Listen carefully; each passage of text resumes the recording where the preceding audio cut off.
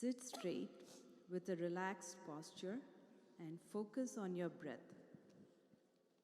Take a deep breath and breathe out slowly. Gently close your eyes and imagine a light burning brightly at the tip of a candle. See how steady and bright it is. This light is God's love. It is pure, peaceful, and full of joy. Imagine the flame entering gently into the middle of your forehead. Slowly let it travel down into your heart. From your heart, let the light move to your head and brain. Feel that all your thoughts are becoming pure and kind. Now let the light shine in your eyes. May you always see good in everyone. Bring the light to your ears. May you always listen to loving and truthful words. Take the light to your mouth. May you always speak sweetly and kindly. Let the light move to your hands. May your hands always do good and helpful things. Then guide the light to your legs and feet. May they always walk on the path of goodness. Finally, let the light fill your whole body from head to toe until you're glowing like a shining lamp. Now imagine the light from your heart spreading to your family, your parents, grandparents, brothers, sisters, and friends, people you do not get along with, and everyone who is sick and suffering. See it spreading to your school, your town, your country, and finally to the whole world. Pray in your heart, may everyone be happy, healthy, and peaceful. Sit quietly for a moment, smiling and feeling Swami's light glowing inside you.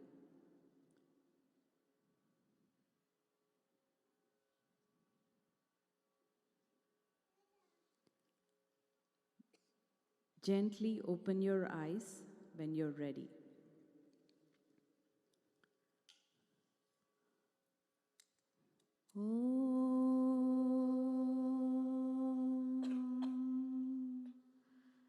Samastalokaha sukhino bhavantu.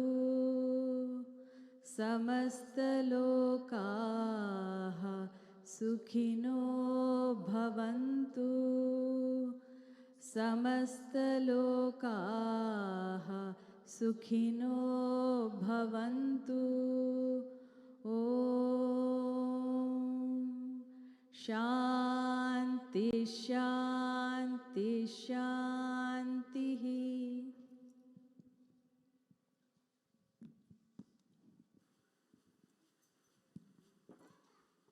Om Sri Sai Ram and welcome everyone. Friendly reminder, on May 9th, we have our tree planting event, so please sign up. The sign up has been distributed through our WhatsApp groups in your children's classrooms. If we can kindly request the pre-SSC Group 1 and Group 2 children to exit through the rec room doors, Group 3 children through the back doors, and Group 4s, you'll be staying in the prayer hall today for the program. Thank you, and Jai Saram.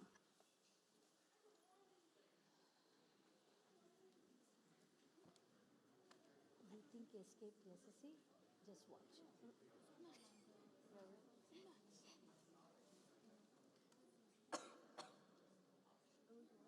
Can I ask you for a favor? Go to the information desk. On the side table, there is a nice flowery looking backpack. If you open it, there is a water bottle, shocking pink. Can you bring me that for me? Yeah, thank you.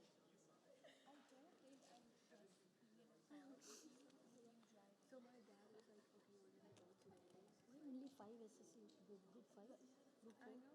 No, can you all the children, can you please bring all the SSC children to come to the front? Come here. And I'm going to because I have my first. Yeah, they should all come to the front. But don't be happy you escaped SSC. You are in for something. Come here. I don't understand. Very. Are you feeling okay? Even I'm not feeling okay.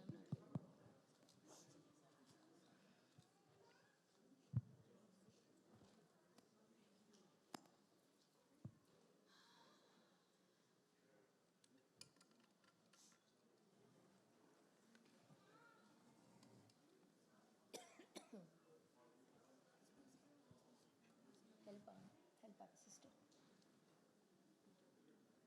Mira, they will do it. They will do it.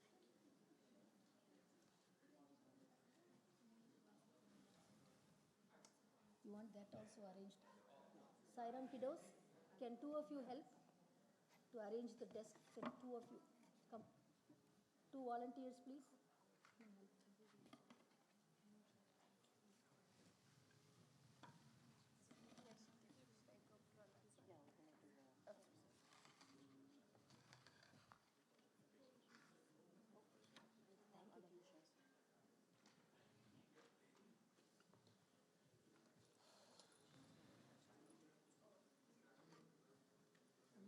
Is your what is value?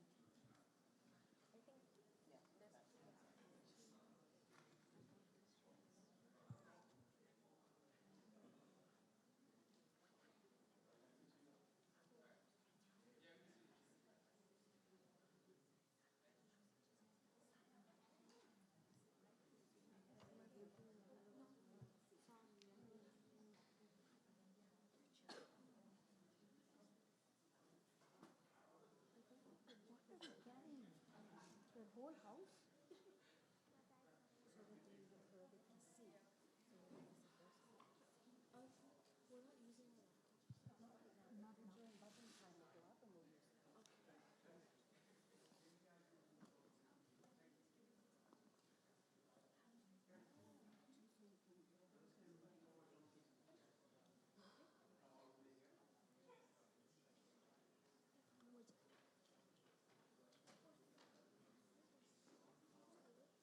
Thank you, Dr.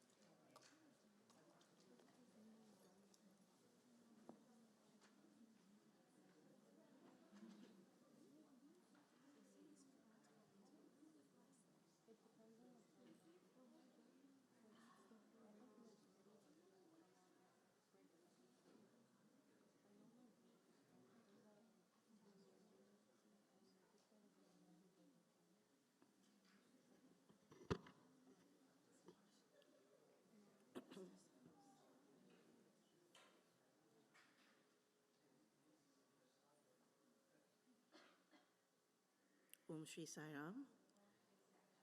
Please join me as we do our opening invocations. Vakratunda Mahakaya.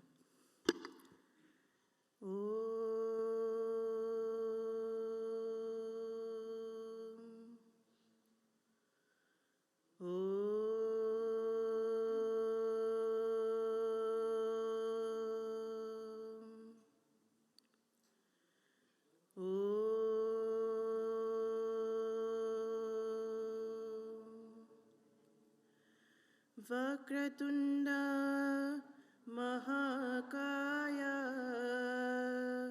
Suryakoti Samaprabha Nirvignam Kuru me Deva Sarvakareshu Sarvada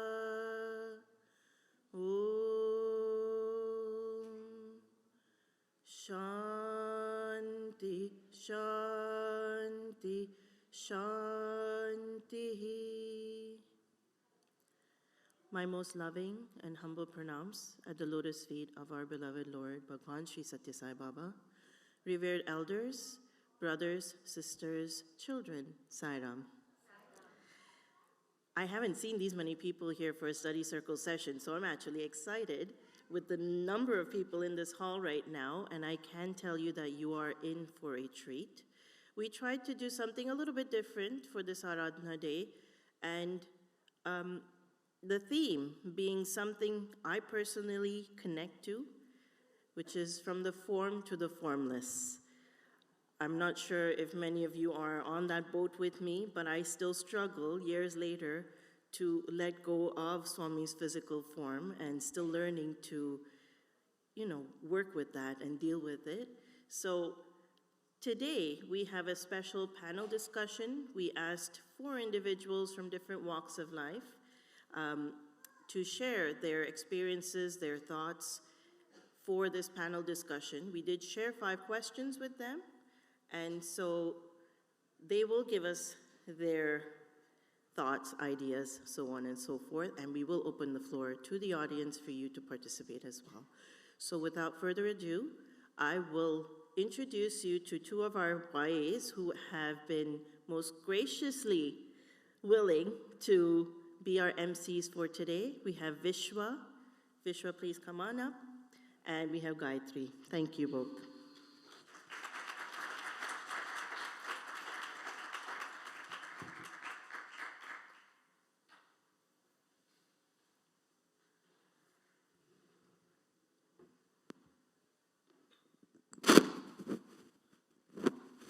Om Shri Sara.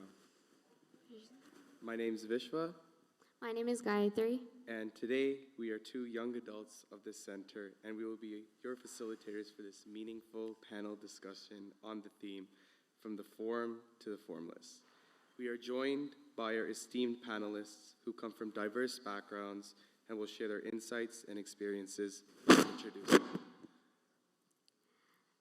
Sister Sai Kiran Gopi is a lifelong member of the Toronto York Sai Center, following in the footsteps of her parents who have served here for over 50 years. She has taken on roles such as youth coordinator and vice president and credits the center for many of her life's blessings. She is currently exploring creative hobbies while focusing on speaking with kindness and love. Auntie Usha is a devoted member of the Sri Sathya Sai Baba Center of Toronto, York. She feels blessed to walk the spiritual path with fellow devotees and serves in SSC, working with children and families while striving to live Swami's teachings in thought, word, and deed. Brother Francisco Kibetti has been connected to Swami from a young age and joined the Toronto York Center Youth Group at 16. A PhD in mathematics, he is a lecturer and curriculum writer who integrates Swami's teachings into all aspects of his life. Brother Ashish, originally from Mumbai, completed his MBA at the Sri Sathya Sai Institute of Higher Learning. Prashanthi Nilayam, he was blessed with many opportunities to be in Swami's presence and interact with him. Thank you to our panelists for being here today. As we explore the theme, yes, of course, applause is due.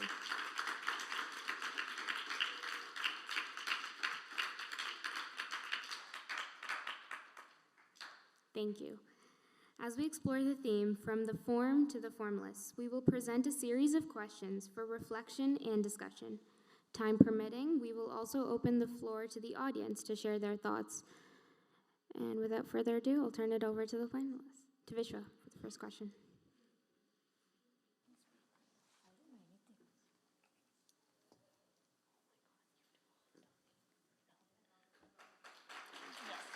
I'm showing you.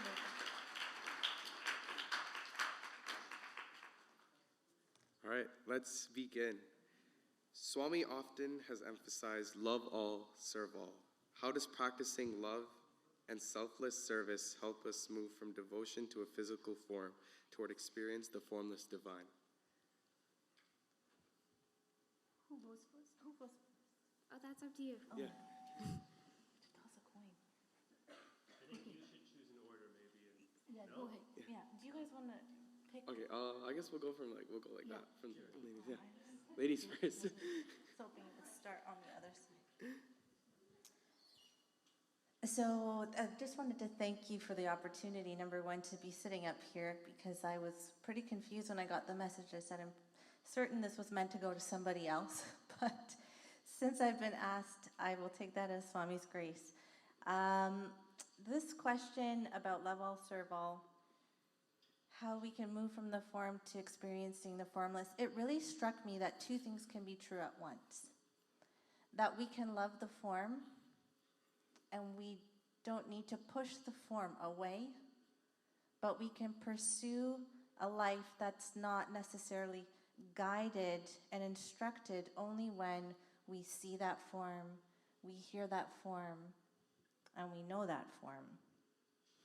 I say that from my experience because growing up, not knowing anything but Swami, having that opportunity to be in his presence, there's an undeniable force of what that feels like in his form. My memories are strong. Why would I want to give that up? It's a core part of my life experience. And my life experience is what's making me who I am now. But as I continue through my spiritual path, I understand that the form, that is an enjoyment for me. And enjoyment is part of life. That's wonderful. But as I continue forward, I need to be able to rely then on the God within myself, because that's what I can I tap into that in those moments of when I'm angry, when I'm sad, when I'm having this human experience. I need to be able to tap in very quickly to the God inside myself, which is the same as Swami, which is the same as who you see in the orange robe. It's all the same. So I really kind of resonated with the concept of two things can be true at once, and we don't need to pick one or the other. Neither is right nor wrong. So I guess I kind of treaded the line that way. It was so well said. When Meera referred to different walks of life, I'm in the last walk of my life, as you can all see. When I was invited to join this panel, I actually said yes almost instantly, because not because I have all the answers, because I have none. I have been trying to understand how to connect to the inner self without getting lost in this physical world, but you all keep trying, and this felt like a nudge forward on the journey. This message, love all and serve all, is the essence of Swami's teaching. Most of us begin our spiritual journey by connecting to God through form. It could be Swami, Buddha, Allah, Jesus, Krishna, everything. That form becomes the focus of our devotion. However, Swami doesn't want us to stop there. So before we talk about love all and serve all and how it connects to formless, let us first think about what is love that Swami is talking about.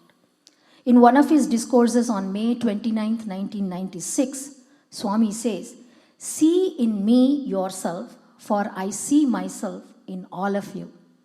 You are my life, my breath, my soul. All of you are my forms." So, perhaps the first step in love all is to truly understand and feel that Swami is with us at all times, not just in good times, but also not good times. Most of us go through that and we call it test, right? That's what it is. Complete trust in Swami's words doesn't happen overnight. It slowly grows through devotion and faith. Like what Kiran was said, she was born in a family. She didn't know anything but Swami. So that was a big advantage for her. And if Bhagavan has declared that all of us are his very own forms, then it makes me pause and think, if I truly love Swami, how can I not love everyone and everything around me? I should do that. In fact, sometimes I ask myself, and maybe all of us can reflect on this, is it easy to love Swami, but a little more difficult to love the person sitting right next to us? I love you. So, This is where the real practice begins. At first, our love may be focused on one form, that is Swami's form, that we adore so deeply. But gradually, almost quietly, that love begins to expand. It stretches beyond that one form to every person that we meet. And one day, I'm hoping that day is soon, we begin to notice that we are not just seeing individuals. We are starting to recognize the divinity in each and every one of us around us. That happens when we come to, that is why the centers are there. You feel that when you come to the center. And then slowly the attachment to the physical form becomes sublime. Through selfless service, this understanding deepens. When we serve without any expectation, our ego reduces, that is the I part of it, and the sense of I am the doer begins to fade. In that process, we move from I am serving others to I am serving the divinity in all. That is why Sevadals, it is called Sathya Sai Seva Organization, to take us closer to that truth. Gradually, this leads to a beautiful shift from duality to unity. There is no longer me and Swami and me and others. Just one divine presence everywhere. In Shirdi Satcharitra, when a devotee feeds a dog, hungry dog, and then she goes to get darshan of Baba in Dwaraka Mai, Baba tells her, my stomach is so full from the roti you fed that dog. This small story is the essence of love all and serve all. So, love all and serve all, when this process helped me to understand it is just not a moral instruction, we should never use it loosely. It is a spiritual pathway. It helps us to move from worshipping God in one form to experiencing God as formless, all-pervading reality. To close, loving one form is loving the sun from the room, through a window. Loving all beings is stepping outside and realizing that sunlight is everywhere. Om Shri Sai Ram.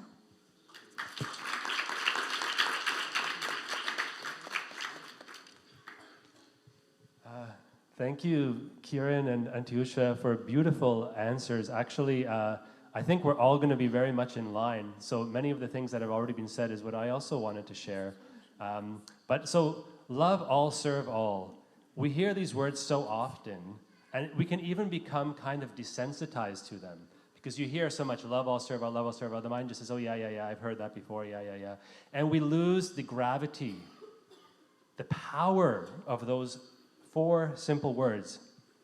Profoundly simple, and yet simply profound. As Antiusha said, those words can be everything, your path. If you just follow love all, serve all, truly, deeply, that'll take you all the way. And what's so amazing, actually, if you think of each word, love, that's Swami. All, that's Swami. And serve, that's just love in action. Swami tells us that service is love in action. So how do we go from the form to the formless? I also very much agree with what Kiran said, that we don't have to lose the form. We don't have to give it up. We can still honor and cherish the form, when that means, whether that means Swami's physical form, divine physical form, even our own forms, we can still honor our forms. But if we're focused more on the form and we lose the formless, then we're missing an opportunity. Because if we're really focused on the formless truth of who we are, who Swami is, then the form just becomes a joyful expression. If we're focused only on the form, then we're going to be fluctuating all the time. We're going to be only happy when things are going well with our external form, when we have, when we're feeling close to Swami's form, when we can be physically close to him. But if we're focused on the formless first, then we always have that love, that joy, and then whatever the dance, the play of forms just goes on, and it's an expression of it. So how does love all, serve all connect to going from the form to the formless? Well, it's very much, I think, with what Antiusha said. If we live that way, first we think of love and service as, we think of love as a verb, as an action, as something we feel for one person, maybe not another, at this time not another, and service is something we do, at Saturday at 2 p.m. from 2 to 3. But gradually as we mature, it's okay, nothing wrong with all those individual expressions. They're important too, and they have their place, and for sure we can continue them. But as we mature, we stop seeing love and service as individualized, moments or, directed to one person or to another, and at this time or that time. It just becomes a way of life. Love all, serve all is the way we live. And that's when we begin to transfer from our focus on one form to our focus on the formless, and experiencing the formless not only in Swami, but in ourselves and in our entire experiences. Thank you.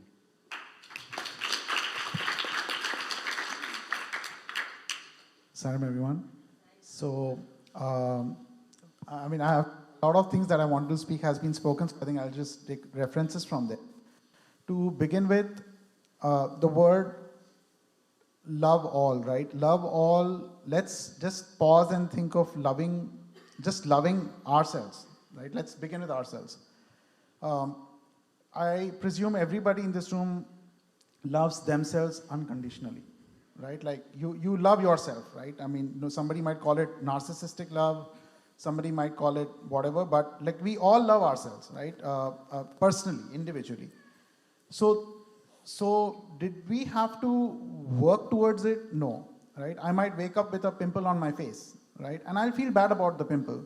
But will I say, oh, I hate myself for this pimple? No, I still love myself. Somebody says you got a pimple on your face, I'll be like, hey, mind your business, right?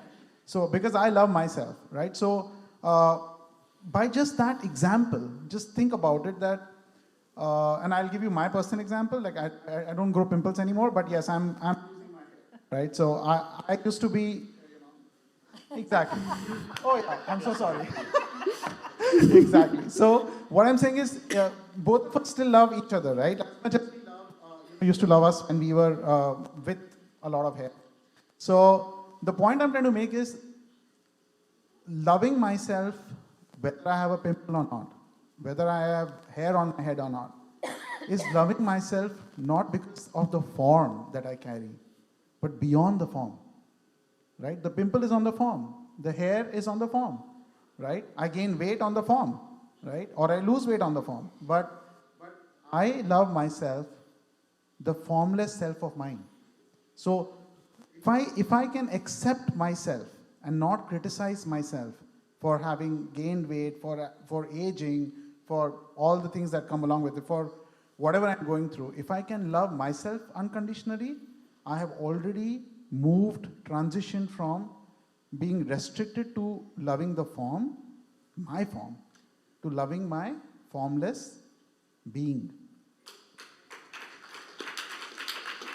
And if we can begin with that, well, without you knowing, you would have transitioned from depending on Swami's form to feeling him wherever you are.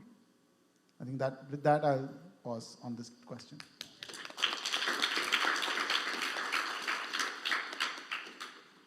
Great, thank you so much. That was very enlightening, I think, for all of us. But we'll pause on questions for now and move on to the next question. What is the sadhana that a Gen Z individual can adopt in the Western world to connect with Swami, even though they have never seen him in his physical form?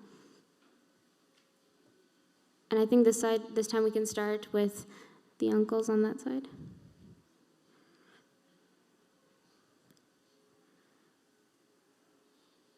Just pardon, I'm just going through my notes quickly. I just want to be sure I speak to the point. Yeah, so the sadhana that Gen Z can take, right? And I think that's because we say that Gen Z didn't have the opportunity to see the physical form.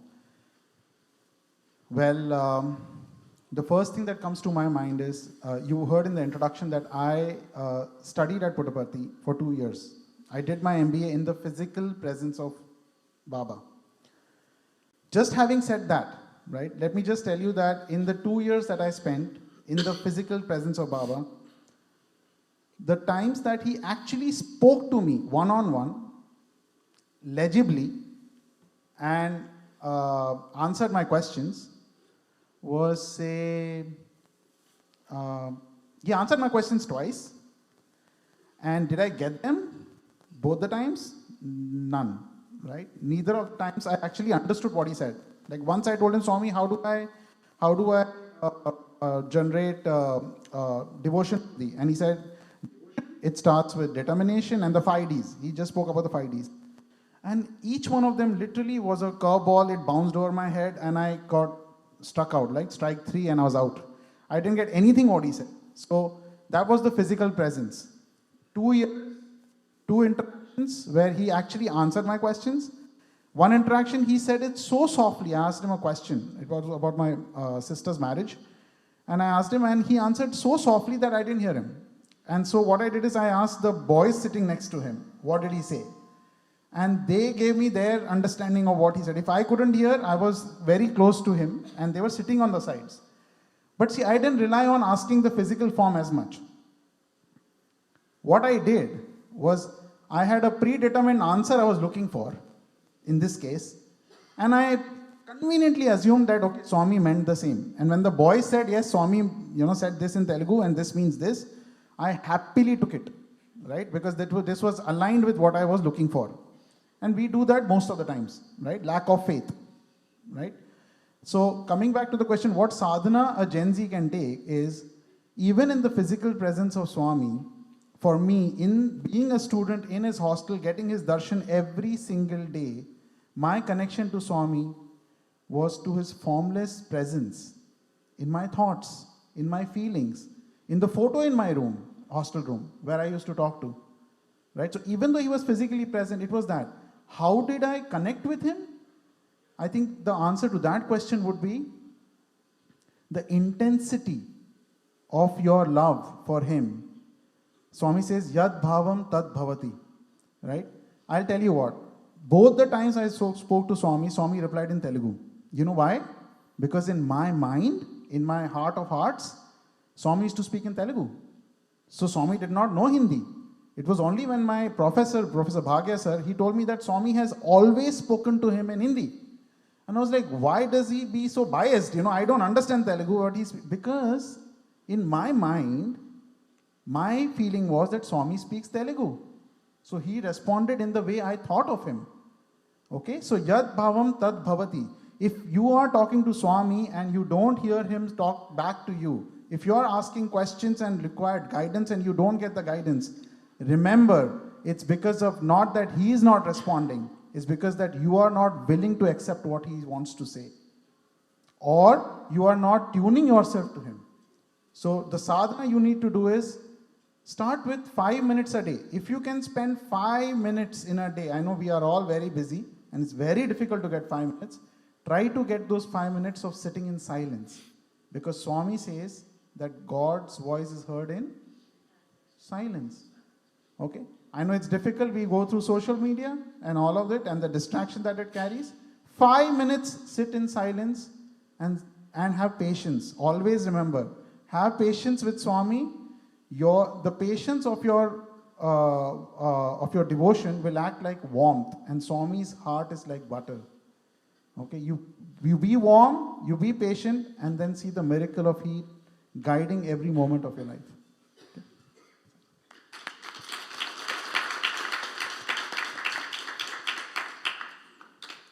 So, I'm reflecting on this question. I'm thinking about the way we tend to always look at what somebody else has as being greater.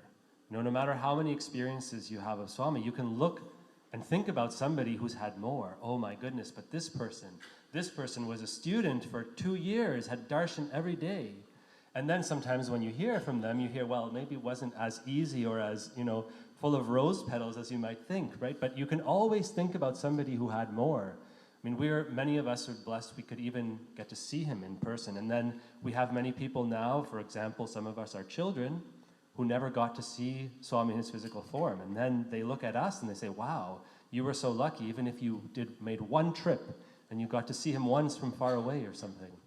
So we can always look at and think, oh my goodness, so lucky. I think this yearning for the form and for the closeness is beautiful and maybe even important first step, but it has to transition and mature.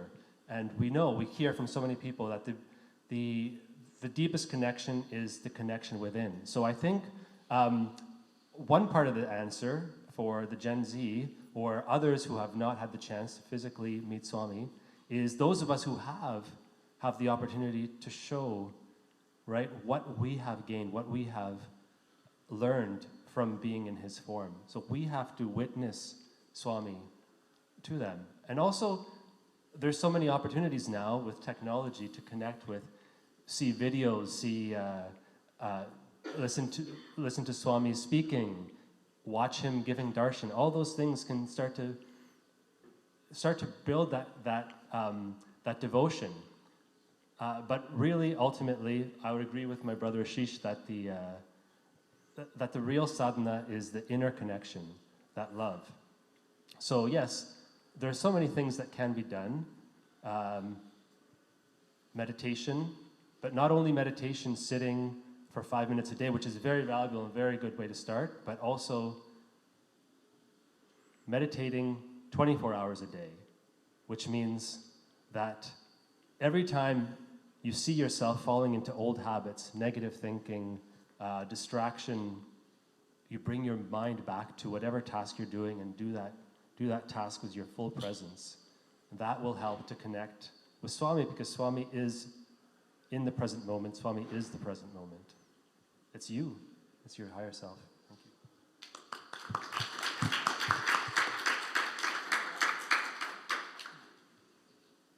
Sairam, first of all, a cruel way to remind me I am part of baby boomers. So, when it comes to Gen Z, for my experience with Swami started with not actually getting a darshan of his physical form. It started in Kuwait when I was well in my 30s. I think Brother Venugopal is here. He knows. We started it and I never felt that I haven't seen his physical form. We felt Swami's presence all the time. So when people asked me, have you had Swami's Pada Namaskaram? Yes, I have had, because he used to come every day in my dream and he used to give me Pada Namaskar. Has he spoken to you? Yes, he has spoken to me. So my experience is all formless. I met Swami in 1997 for the first time, and I have had only few handful of darshan with Swami. This is why he is the avatar. Whether you see him physically or not, you are connected to Swami in some way or the other. So for Gen Z and also my babies here, they are called, I just Googled and found they are your Gen Alpha. Correct? Okay. Yeah, Gen Z is you. Okay. Okay. So their spirituality, knowing these children, they are not going to do sit straight, close your eyes and don't move. Daniela can vouch for that. It's not going to happen. So for them, spirituality works when it fits into their everyday life. Right? So Swami said it in a very simple way. Again, we go back to love all and serve all. So what do we have to do? Being nice to people, small things. Spirituality is not about big things. Spirituality is being nice to people. Being good in your thought, word and action. That's it.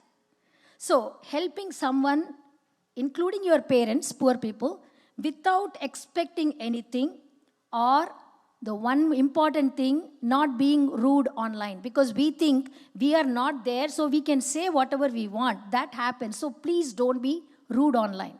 When we do this, we are, whether we see Swami in physical form or, formless, we are getting closer to Swami. The second one is, which we do again in SSC, gratitude journaling. The boys are going to roll their eyes. Journaling is not just for girls, it is also for the boys. It is a case of self-reflection, and I think Gen Z also it works. Was I kind to everyone? Did I connect to Swami? Did I think about Swami? How did I connect with Swami? Think about it and journal it. When you put that in writing, that you understand how your mind works, how connected we are to Swami. This is not for Gen Z, it is for us also. That's why we have the spiritual diary also in SSC. Next one, let us all be real. Technology is not going anywhere. Cell phones are not going anywhere. Parents have to accept it. So instead of fighting it, why can't we make it spiritual? How do we do that? Sacred scrolling. Maybe we should trademark it. Sacred scrolling. Like what we watch, what we post, and how we behave online. Okay? So if you want, we can say Sai sacred scrolling. We should all follow that. Next one, even if we don't lose it, when you are scrolling it, you don't lose yourself, and you should always be aware of, I am a good person, I am doing this. Because I have watched one day one child going through scrolling, people falling down and getting hurt, and somebody had posted it. So be aware of what you watch and what you scroll. That requires some responsibility from all of us. It is not related to Gen Z or Gen Alpha, it is also for baby boomers. And follow uplifting content rather than draining feeds. Don't watch too much of Trump talking.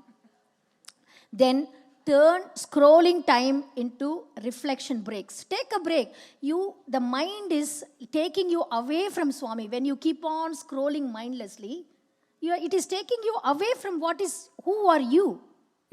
So most importantly, seeing that everyone has Swami in them, divinity in them, helps all generation, irrespective whether it is me or you or Generation Z, to connect with people in your family, school, work, and life. Gen Z has got a lot of things that didn't happen well for them. Baby boomers spoiled the earth for them, and so they inherited an earth which they have to protect and pass it on to these children. So we have to feel that responsibility. So the connection to Swami doesn't have to be complicated. It is really about living his message in simple, practical ways. Like Swami said, start the day with love, fill the day with love, and end the day with love. Sai Ram.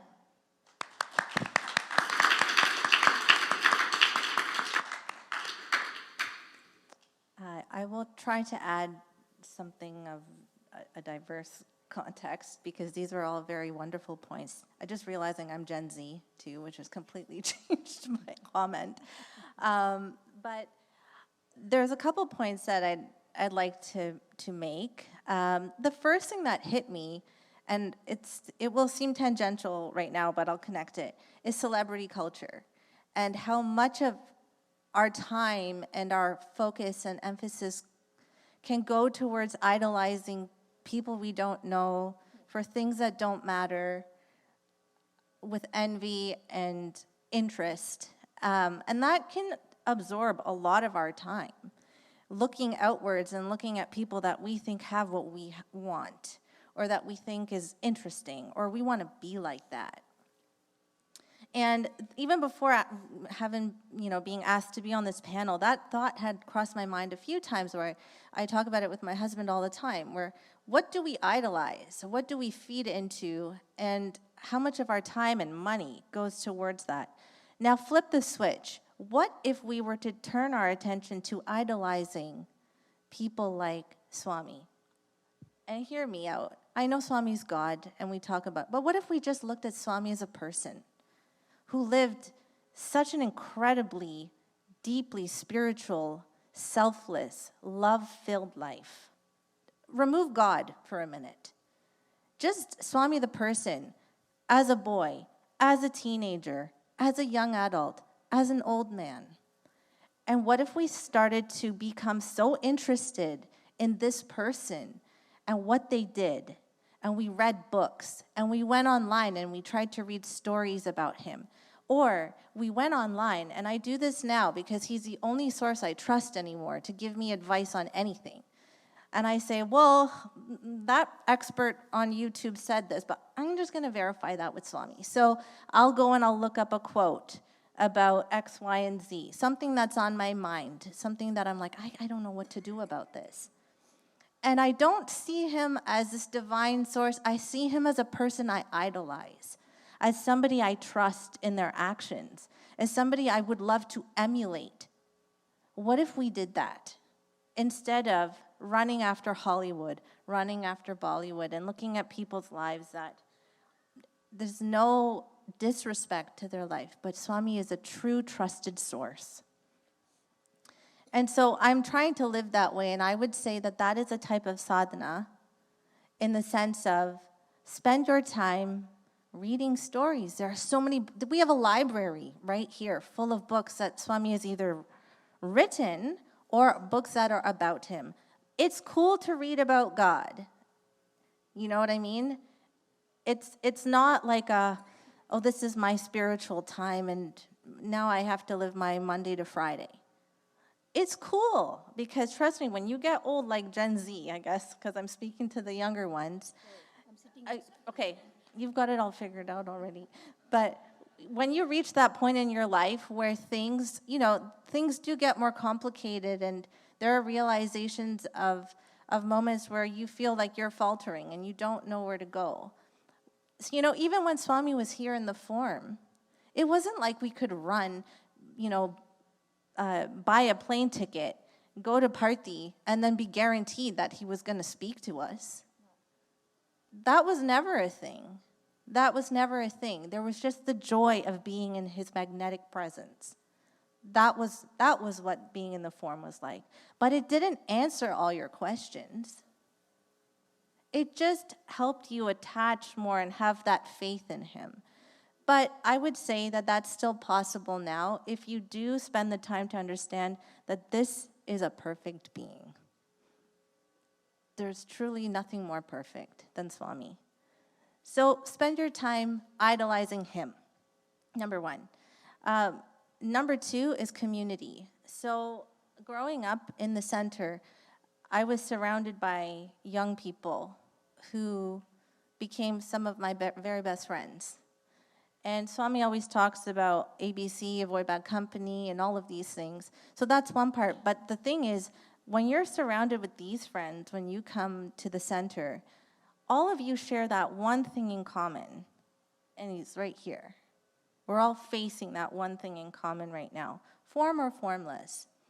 And so what brings you here? Maybe it's your parents, but you will soon start to realize that what Swami stands for are the things that are going to keep you all connected, in good company, with one another, and supporting each other through some of the very hard times in your life, when you need people who have that core value, the values we talk about here. Not that any of us are perfect, but we are trying to practice them. And it's an easy pool of people here. Like, it's not that you're trying to go out in the world and say, do you think the way I think about this thing? No, I mean, at least everybody here is trying. So I would encourage, for also Gen Z too, those are decisions you make about who you surround yourself with, who your children are with. That is a sadhana, and it's hard because you're culling the company that you keep. You're not always accepting what's coming in. I wish I could say this in such a way that doesn't sound you're judging everybody. But in your spiritual path, there are going to be choices that you have to make. And those choices can be very hard, and they're not full of judgment towards other people. They're full of judgment about what is right for yourself. And that is a sadhana. Figuring that out is a sadhana. Making the decision to live a life like that is a sadhana. So I think a lot of that on the spiritual path comes down to who do you want to be, how do you want to live, and who are the people you look up to. And once you can figure that out, Swami is obviously a no-brainer to follow. And that's all I'd like to say on that.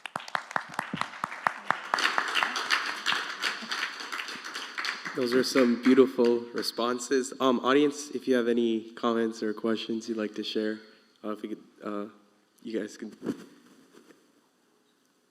No one? All right. Moving on, question number 3. Many devotees feel a deep connection to Swami's physical form. How can that connection become a pathway to realizing his teaching that God is beyond name and form? We'll start off with ladies.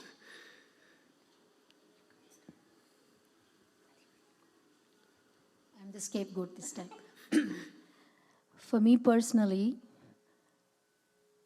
when I am not in the physical presence, whether it is my home or sometimes at work or here in the center, when you take part in satsang, you sing, whether singing means not just you are leading a bhajan, you are just joining and singing in joy. That is when I feel Swami's presence the most. However, I just want to share Brother Sundarayar's one of the experience for me that explains this concept.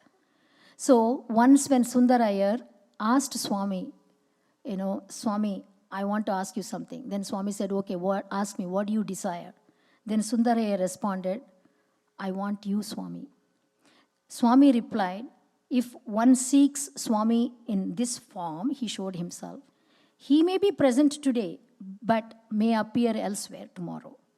The physical form is not always constant. However, if you want Sai, he is ever present, above, below, around. Swami said, Ventane, Gentane, Intane, Untundi. So, Sundarayar, he thought he is very smart. He said, I want both forms. Then Swami said, Sai will always be with you. Sundarayar continued his meditation on Swami's form, but that question kept in his mind, who is this Sai? Where is Sai? Where can I find Sai? And that happened suddenly when he didn't realize. One day, as he was finishing his meditation, suddenly he found his body locked. He completely became motionless. With his eyes closed, he perceived a radiant light, a pillar of light, entering his body and goes through his head, and it completely, covers the entire being. It permeates the entire being. In that moment, all sense of separation dissolved, and only the light remained. That he understood is Sai, the formless one.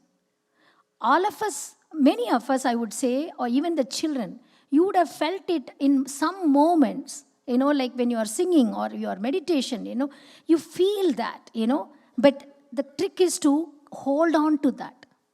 What gets you to that? Hold on to that. That formless form, Sai, is always with us.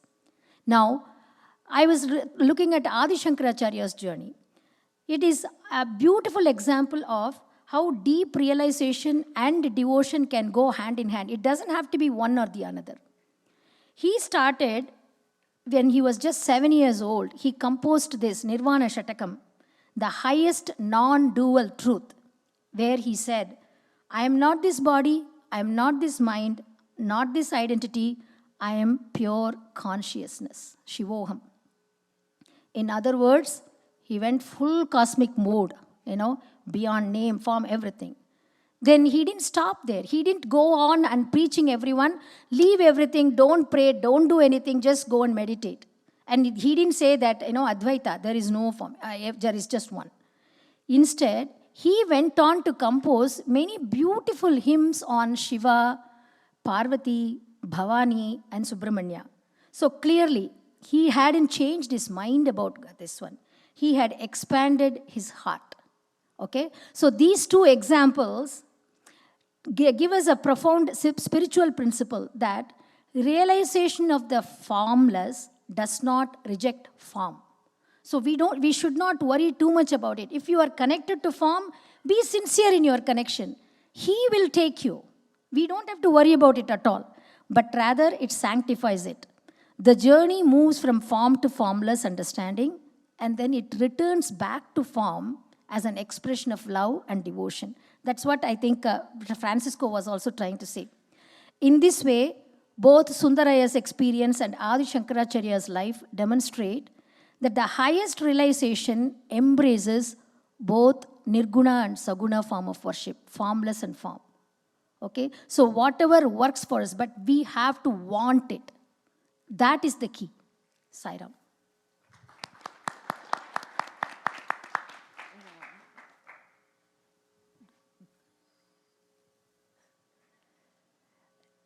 I'm not sure how to follow that because those are two really sound examples. And I do think a lot of what we have said echoes, again, what this question is asking. So I struggle to answer in any sort of more unique form. I'll keep it short. I do think from what Auntie was saying, and I agree with this, we have a picture on our altar at home. It's Swami I have a picture of my mom. And I think also when you've lost loved ones too, it really does also help aid the process of understanding that while the form is there and then it leaves, it does not mean that something is gone. So that's also the concept of everything exists all the time. We are all one. That holistic idea of existence does actually help you understand that it's a little bit easier than we think it is. There's not something that we need to look for that's somewhere really far away. It's all right in front of us. And so for my own personal experience, I'll just speak to that. We have a picture of Swami on the altar, and I have a picture of my mom. In the hardest times and the best of times, I find that having that place to go to is exactly where I head when I'm distressed or when I'm just bursting to share something. And so having a place, I actually find a physical place, and I'm sure many of us have our prayer rooms at home, allows us to connect to the form, I guess I would say. You have the picture, it's easy to dive into that zone. But once you're there and you close your eyes and the picture is no longer in your sight, what do you feel?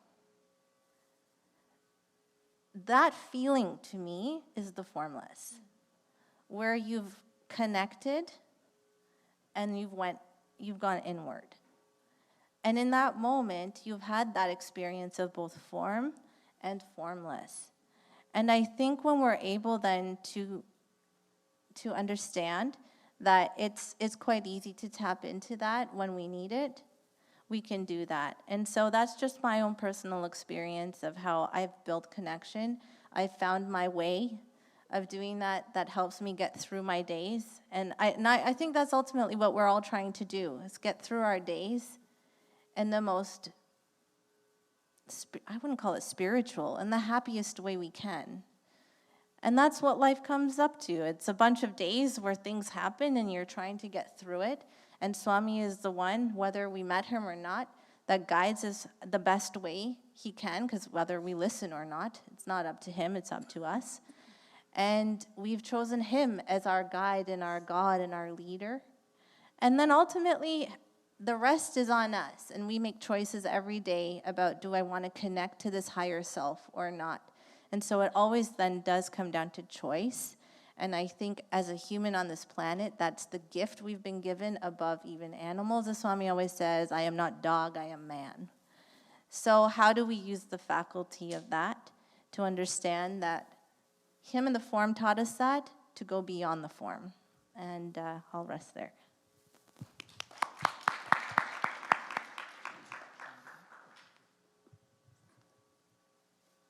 So I'll just start off with repeating the question once again, just once more, right? And there's a reason why I'll do that. So quickly going to the question, 1 second. Every time the question is here. Many devotees feel deeply connected to Swami's physical form. How can the connection become a pathway to realizing his teaching that God is beyond name and form? So the connection, deep connection to the physical form, how does that itself, the connection to the form, become a pathway to the teaching that God is beyond name and form? And I want to start off with, we are sitting in 2026. Let me start off with the discourse Swami gave on his birthday, his 58th birthday in 1983. So, long ago, I don't know how many years, I don't want to do the math now, but, 43 years ago, maybe. Okay, so let's just quickly read through it. He starts off his discourse. Imagine a birthday discourse, grand birthday celebration, 58th birthday. Swami starts off with a poem. And the poem goes like this. I'll read it out in English. Who can ascribe a form to him who is beyond all bounds and shapes?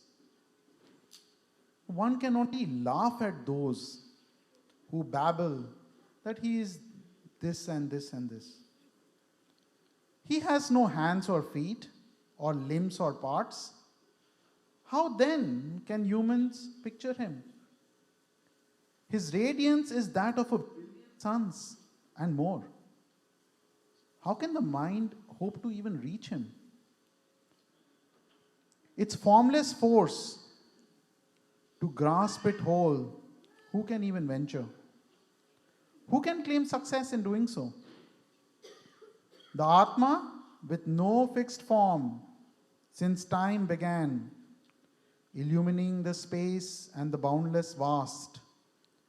He, the ever-existing, with no birth, no death, no beginning, no middle, no end, unborn, undecaying, deathless. He is the Atma, the timeless, eternal, supreme. And then he goes on to say, and how intense, right? Whatever I read, it was the poem that was written by, the Shatakam written by Adi Shankaracharya. And then Swami starts by saying, I'll just read 2 lines and then I'll stop. He starts by saying, embodiments of love. Since the dawn of this day, from every tongue, the words happy birthday have been resounding. What exactly do these words mean? Are the words used with awareness of their significance or just spoken out of conventional form of social etiquette? Such doubts sometimes arise. The English word happy has an equivalent in Telugu called santosham. And tosham itself means delight. Santosham means righteous and honorable delight. And I'll just stop there. And then he goes on with his discourse on why wishing happy birthday to Swami is an extremely ignorant act, right? That we perform out of, like Brother Francisco started today's discussion by, when we hear love also, we're like, oh yeah, I know that. Come on, I've heard that so many times. So it becomes like that, right? It becomes unconscious, subconscious way of doing things.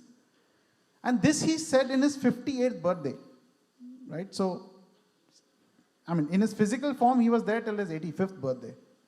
But we ensured that we wished him happy birthday every year in a grand way. So, coming back to the question of connecting from the form to his formless presence, those who are deeply devoted to the form, knowingly, unknowingly, are also deeply devoted to his teachings.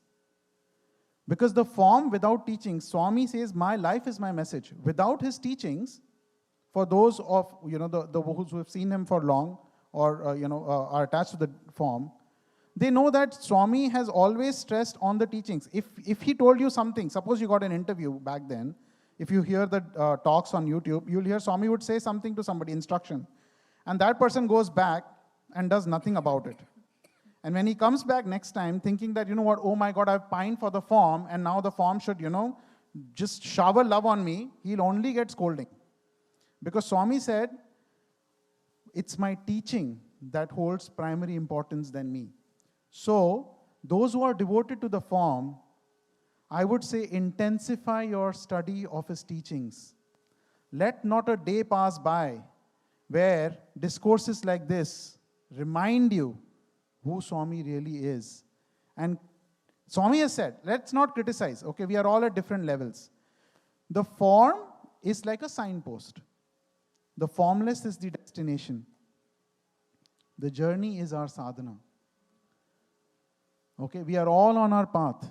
Otherwise, we would all be sitting here self-realized. We are not. We are on our journey. Let not leave ourselves at the signpost, holding it, thinking this is the end or destination. Start the journey. Start the day with love. That's one way of starting the journey. Read his discourses, because his life was his message, and he gave his life through over... Can anybody guess how many discourses Swami gave? I mean, recorded discourses. There are, obviously, he gave a lot of discourses before mics came in. So, do you know how many recorded discourses do we have? Anybody? A guess? The thousands, but like she said 1,600. I want to close a number.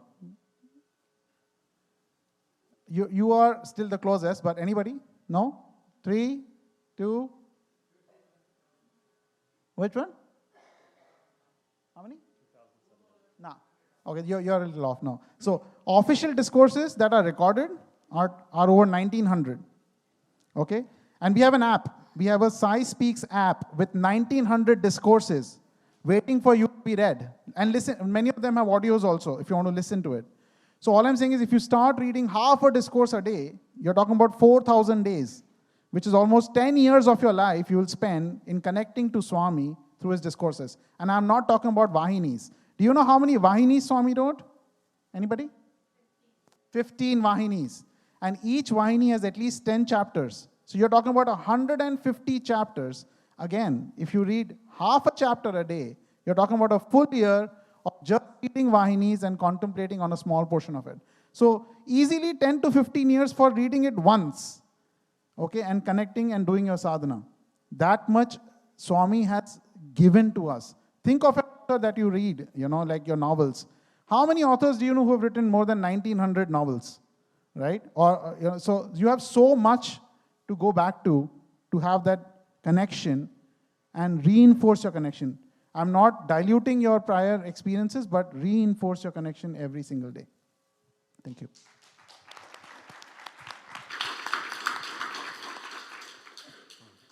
I want to start somewhere where Brother Ashish left off. So the form is like an anchor, right? Just like words, the most powerful words are the words that can take us beyond words. Because that place of oneness, that place of formlessness, is beyond the thinking mind, is beyond the conceptual mind, beyond concepts, so it's beyond words. But when there are powerful words, or when there is a powerful form who lived a beautiful and inspiring life, that form can take us to what's beyond form. I mean, why do we find Swami so beautiful, so magnetic? It's not ultimately about the way he looks. It's about the way the beauty of his love and his life shines forth through his divine physical form. So really, as Brother Ashish said, and I think as others have said, when we're loving his form and feeling a magnetic connection to his form, already we're actually feeling a magnetic connection to what is beyond form. The formlessness, the love that is there. So let me just read the question again to make sure I don't go off on a tangent. Many devotees feel a deep connection to Swami's physical form. How can this connection become a pathway to teach, beyond form? Yes, so it is automatically, I would say it is automatically, when you have a deep connection to the form, you're automatically already being taken to the formless. So I think it's just a matter of, maybe I'll just offer one thing and then I'll close, because people have offered already many wonderful, beautiful suggestions. You can ask Swami for anything. And there's all these options. Brother Ashish mentioned over 1,900 discourses.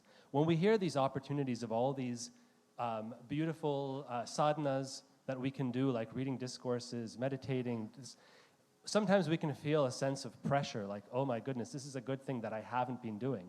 Oh, I'm not doing this. So then we feel a little bit guilty even, right? And it feels like, oh, something else that should be on my to-do list that I haven't done yet.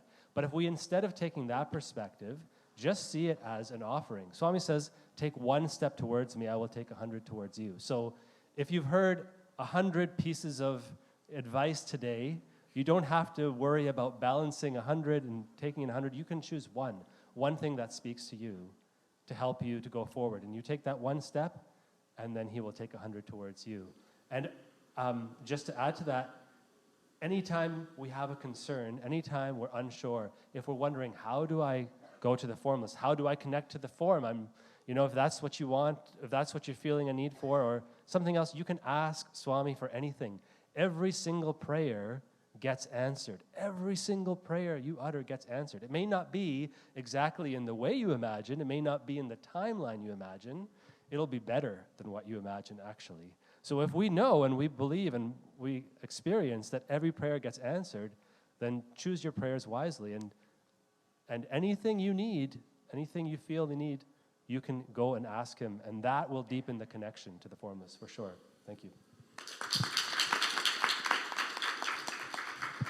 I just want to add one point. Just it just came to my mind that I just asked that question again to myself, and the answer that came. I mean, I'm deeply attached to the form. Let's just be honest here. But I can tell you one thing. The answer that Swami just gave me is, if you are shedding profuse tears for that form, even today, in the memory of that form, in the pining of that form, like Sister Kiran said, right? Like when you lose your parent and you think of your parent and you pine for them. If you're pining for Swami in that form, that is enough. That bhakti, Swami said, will grant you mukti. So you don't have to move to Auntie Kiran, Auntie Usha's point. The knowledge of the formless or Advaita will be given to you as a reward for the devotion to the form if you have it with that intensity.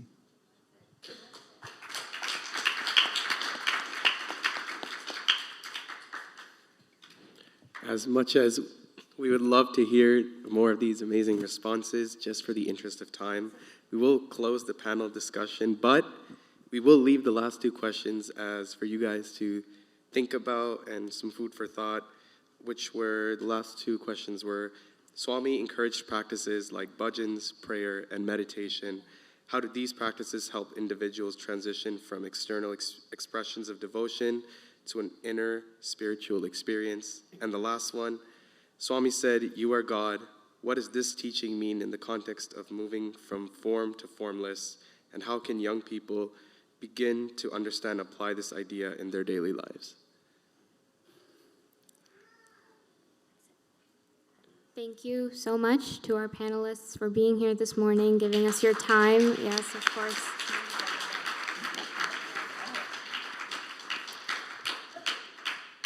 Yes, we really appreciate you taking the time to be here, sharing all your wonderful thoughts, your experiences, and not only connecting them to each other's, but to also the teachings of Swami and many other devotees that we've heard so much about, but to actually hear how we can practice these teachings. It really was an enlightening discussion, so thank you. And I know everyone here has had some sort of takeaway from this panel. And so at this time, I'd like to invite Auntie Meena Mathur, Auntie Julie, and Uncle Ganesh and Uncle Mohan to present tokens of appreciation to our panelists. Thank you. Oh, sorry, Auntie Preeti Mathur. I think we are not doing conscious budgeting in the center because we actually gained by this, so anyway, thank you.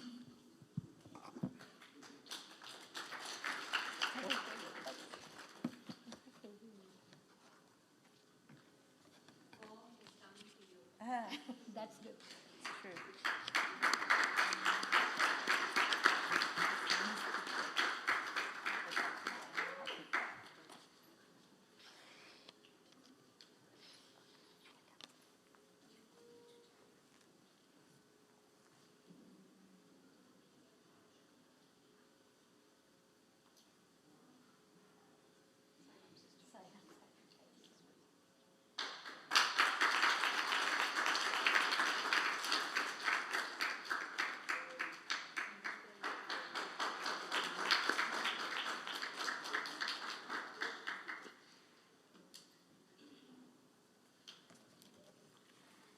Thank you. Now we will continue with this morning's program, followed by bhajans. Thank you, Sairam. Thank you, Jai Sairam.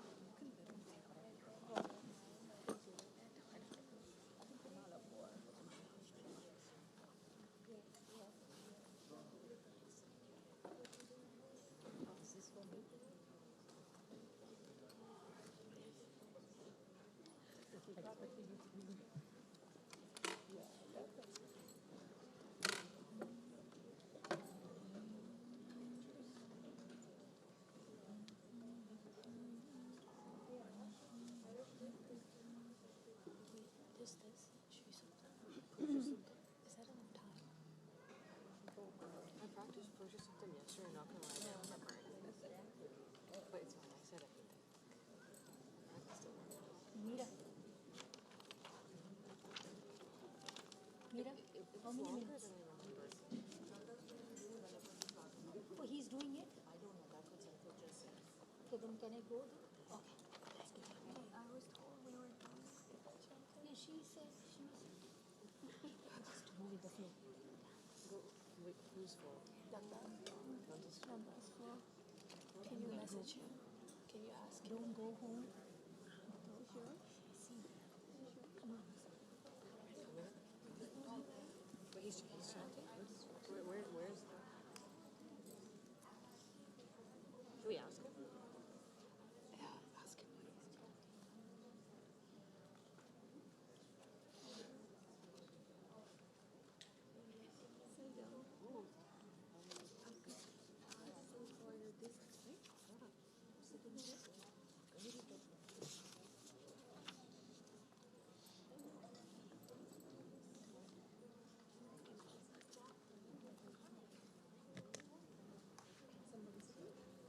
Are you chanting with him right now?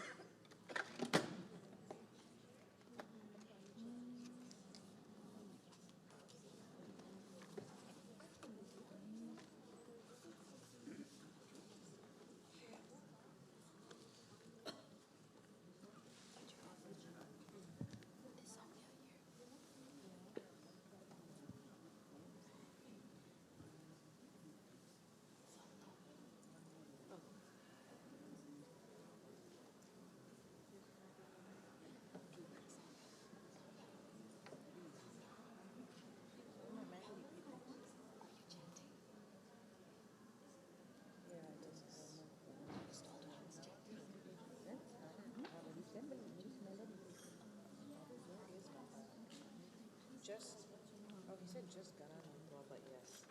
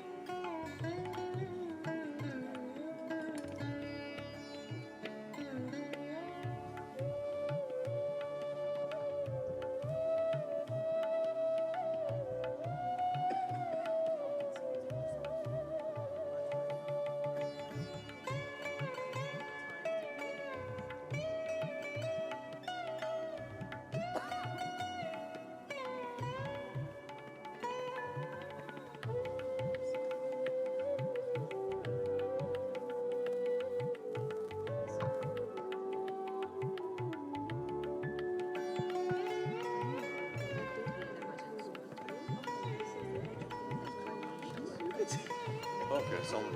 No,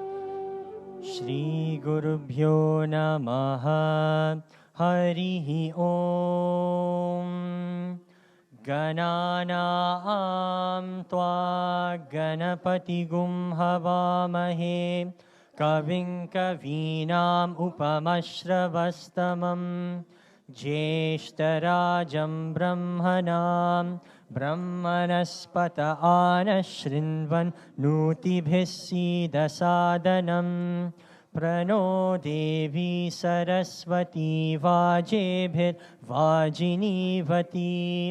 धीनामवित्रयवतु गणेशाय नमः सरस्वत्यै नमः श्रीगुरुभ्यो नमः हरिः ॐ ॐ शान्ति शान्ति शान्तिः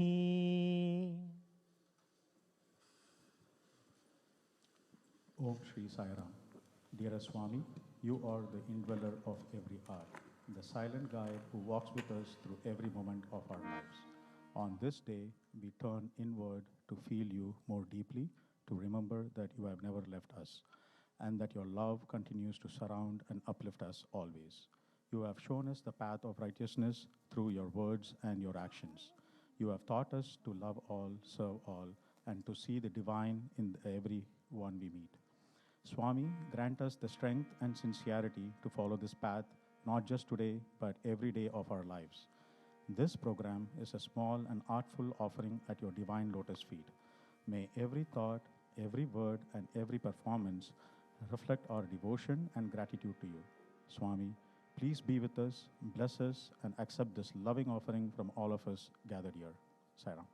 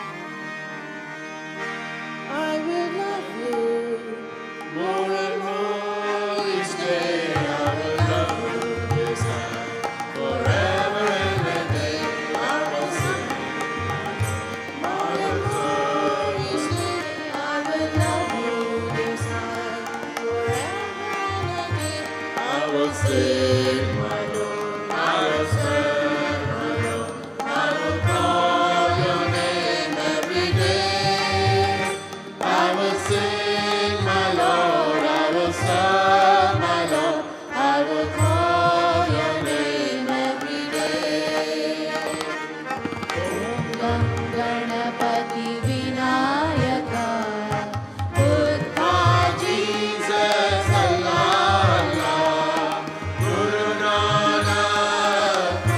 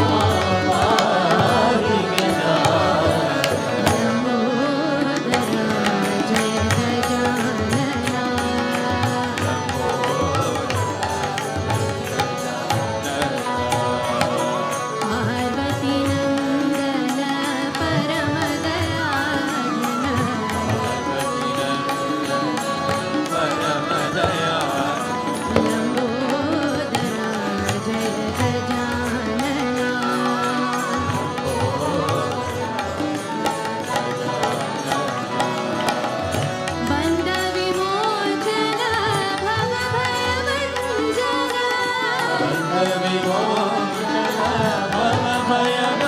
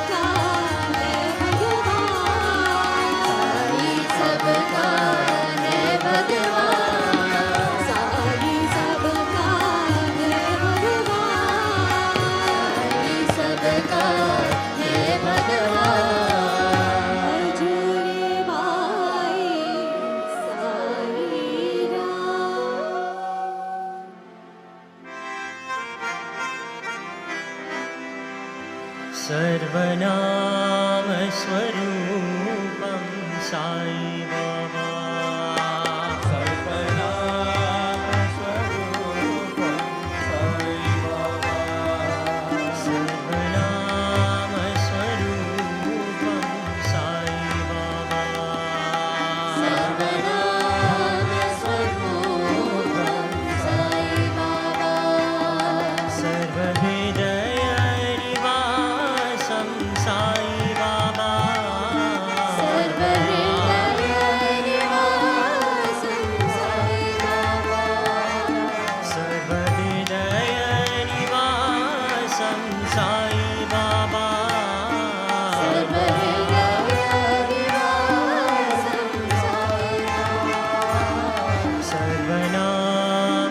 सर्वनामस्वरूपं साई बाबा सर्वनामस्वरूपं साई बाबा सर्वदैवत्वस्वरूपं साई बाबा सर्वदैवत्वस्वरूपं साई बाबा सर्वदैवत्वस्वरूपं साई बाबा सर्वदैवत्वस्वरूपं साई बाबा सर्वधर्मविराजं साई बाबा सर्वधर्मविराजं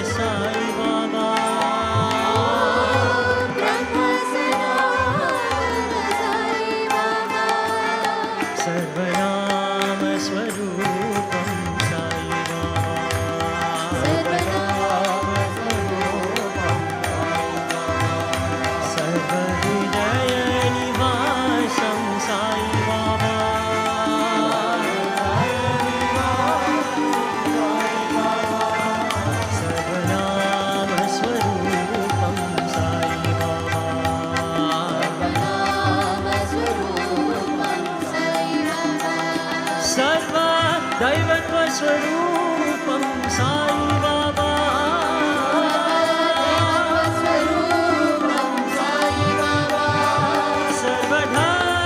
सर्वधर्मविराजं साई बाबा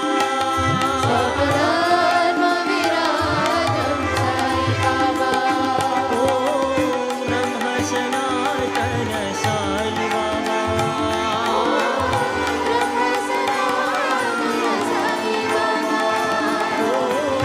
ब्रह्म सनातन साई बाबा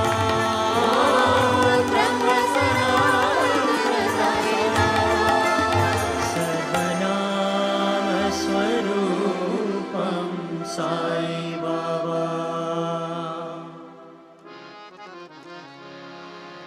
केशवा माधवा जय देवा मधुसूदना केशवा माधवा जय देवा मधुसूदना केशवा माधवा जय देवा मधुसूदना केशवा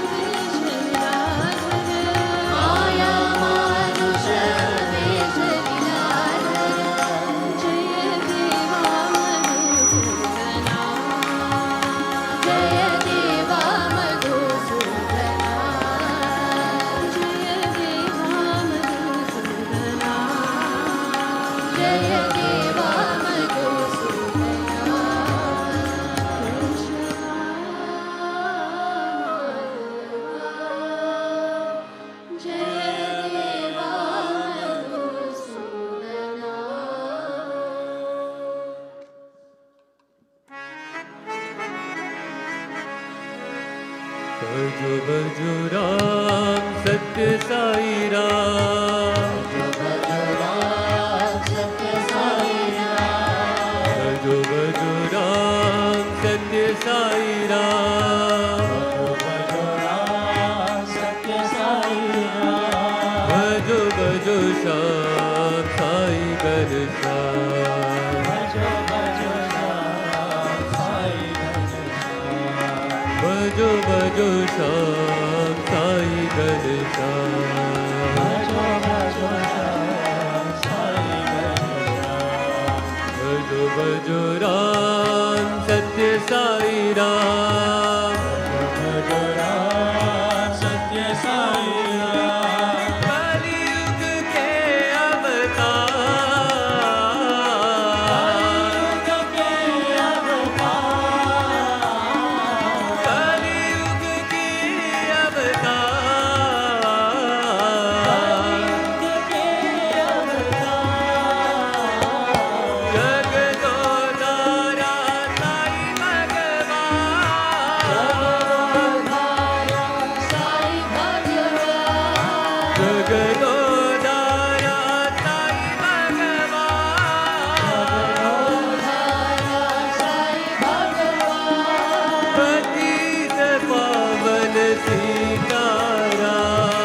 पतित पावन सीताराम. पतित पावन सीताराम.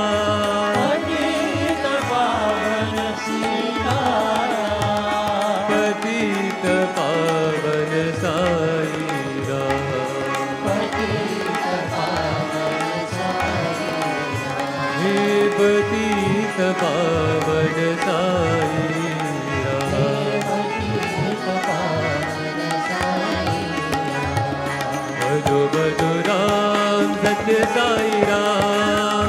भजो राम सत्य साई राम. भजो भजो श्याम साई घनश्याम. भजो भजो श्याम साई घनश्याम. भजो भजो राम सत्य साई राम. भजो राम सत्य साई राम. कलयुग के अवतार. कलयुग के अवतार. जगदोधारा साई भगवान. जगदोधारा साई भगवान. पतित पावन सीताराम. पतित पावन सीताराम. पतित पावन साई राम. पतित पावन साई राम. हे पतित पावन साई राम. पतित पावन साई राम. भजो भजो राम सत्य साई राम. शिरडी साई पड़ती साई हमको दीजो प्रेमामृत धारा. प्रेमामृत धारा. शिरडी साई परती साई हमको दीजो प्रेमामृत धारा. प्रेमामृत धारा. शिरडी साई पड़ती साई हमको दीजो प्रेमामृत धारा. प्रेमामृत धारा. Shirdi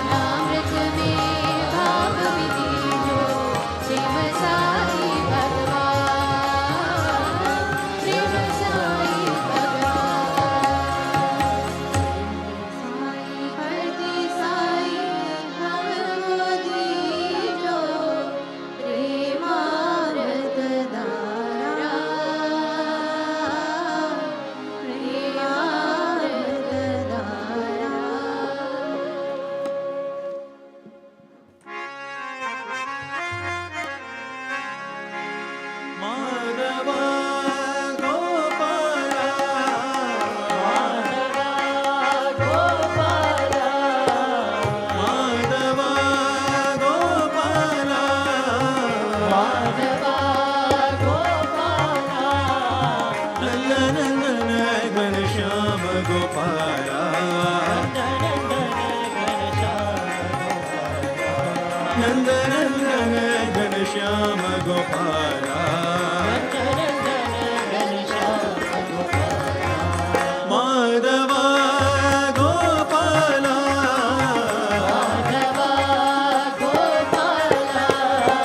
Radha Hridaya Vrindavana Lola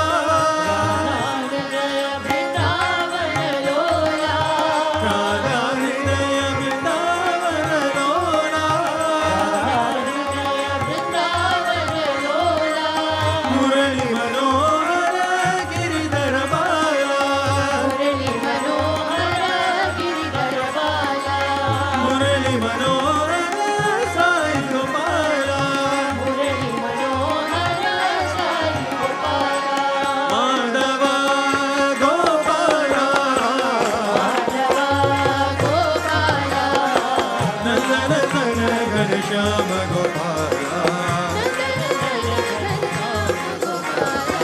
Madhava Gopala Radha Hridaya Vrindavana Lola Murali Manohara Giridhara Bala Murali Manohara Sai Gopala Jaya Hari Govinda Radhe Gopala Jaya Hari Govinda Radhe Gopala Jaya Hari Govinda Radhe Gopala Jaya Hari Govinda Radhe Gopala Jaya Hari Govinda Radhe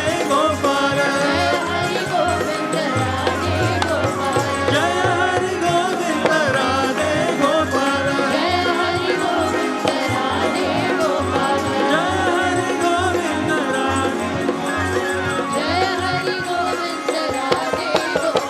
Jaya Hari Govinda Radhe Gopala Jaya Hari Govinda Radhe Gopala Jaya Hari Govinda Radhe Gopala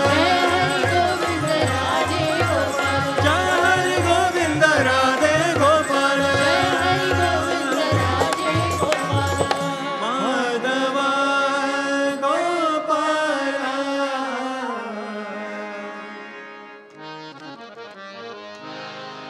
ईश्वरामा प्रियनन्दना ईश्वरामा प्रियनन्दना ईश्वरामा प्रियनन्दना ईश्वरामा प्रियनन्दना Sai जय जगवन्दना साई जय जगवन्दना साई जय जगवन्दना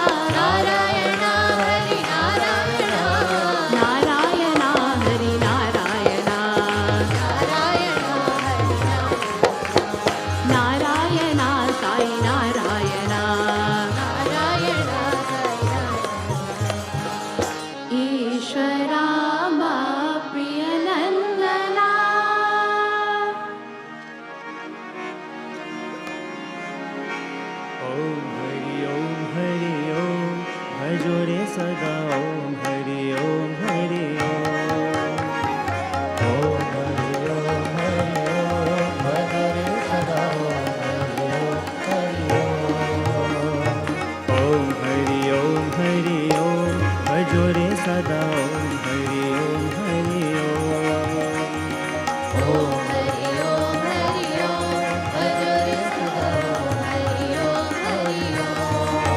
हरि नारायण हरि ओम हरि नारायण हरि ओम साई नारायण हरि ओम साई नारायण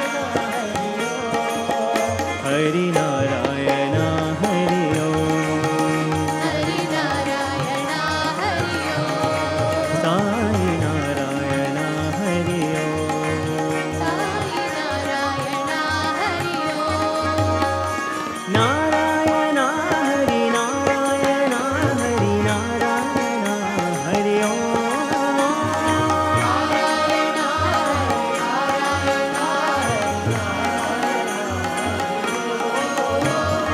नारायण हरि नारायण हरि नारायण हरि ओम नारायण हरि नारायण हरि नारायण हरि ओम हरि नारायण हरि ओम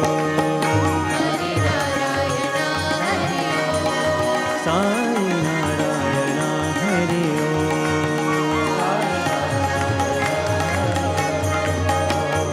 ओम हरि ओम भजो रे सदा ओम हरि ओम हरि ओम भजो रे सदा हरि नारायण हरि ओम हरि नारायण हरि ओम साई नारायण हरि ओम साई नारायण हरि नारायण हरि ओम हरि नारायण हरि ओम साई नारायण हरि ओम साई नारायण हरि ओम नारायण हरि नारायण हरि नारायण हरि ओम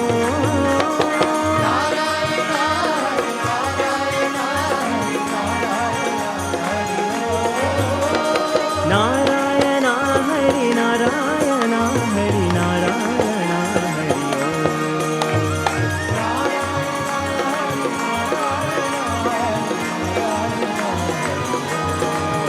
हरि नारायण हरि हरि नारायण हरि साई नारायण हरि हरि नारायण हरि हरि नारायण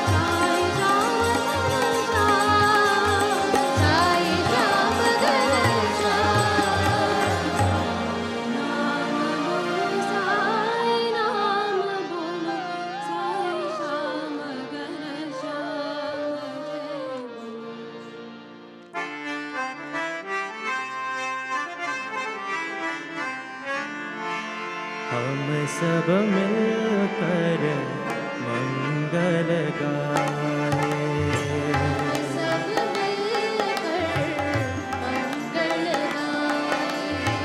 हम सब मिलकर मंगल गाए।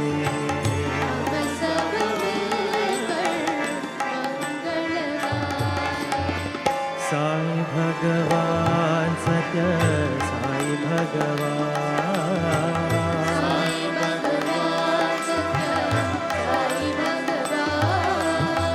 साई भगवान सत्य साई भगवान,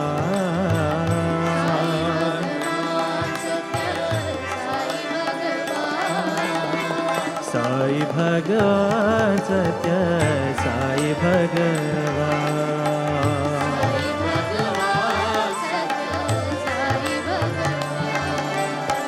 साई भगवान सत्य साई भगवान,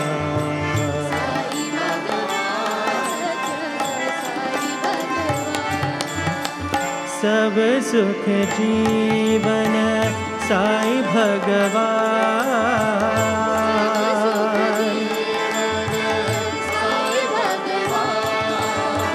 सब सुख जीवन साई भगवान,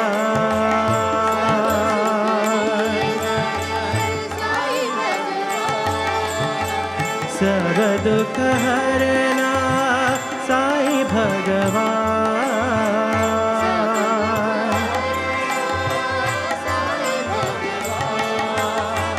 सब दुख हरना साई भगवान,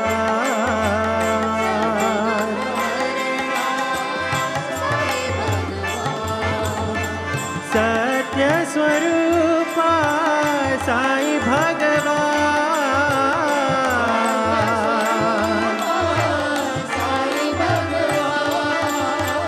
सत्य स्वरूप साई भगवान,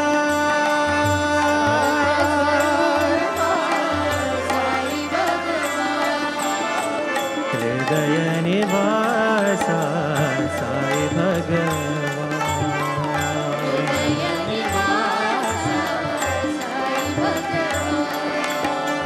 परति निवास साई भगवान,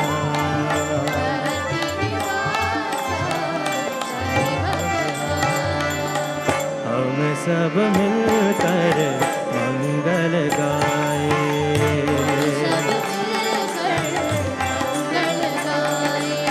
साई भगवान सत्य साई भगवान,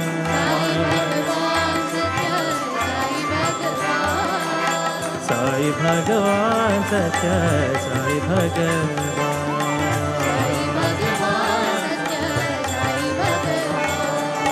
सब सुख जीवन साई भगवान,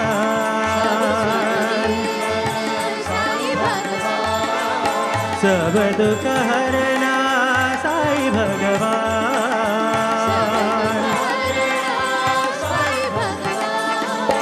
सत्य स्वरूप साई भगवान,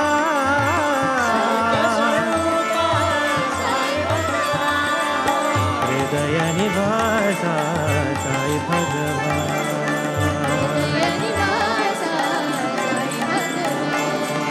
परति निवास साई भगवान,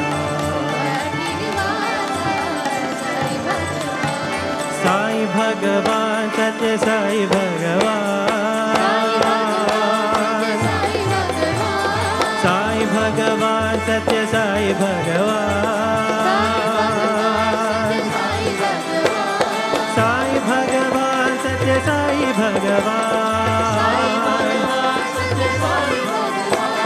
साई भगवान सत्य साई भगवान, साई भगवान सत्य साई भगवान, साई भगवान सत्य साई भगवान, साई भगवान सत्य साई भगवान, साई भगवान सत्य साई भगवान साई भगवान सत्य साई भगवान साई भगवान सत्य साई भगवान साई भगवान सत्य साई भगवान साई भगवान सत्य साई भगवान साई भगवान सत्य साई भगवान हम सब मिलकर मंगल गाए।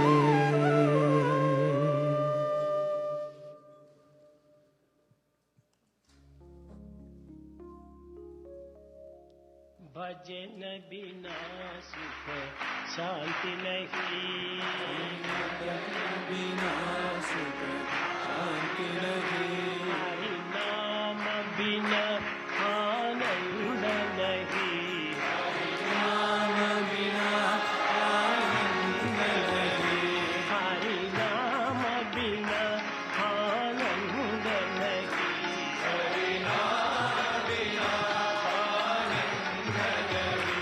हरि भजन बिना शांति नहीं, हरि भजन बिना जप ध्यान बिना संयोग नहीं, जप ध्यान बिना संयोग नहीं, प्रभु दर्श बिना प्रज्ञान नहीं,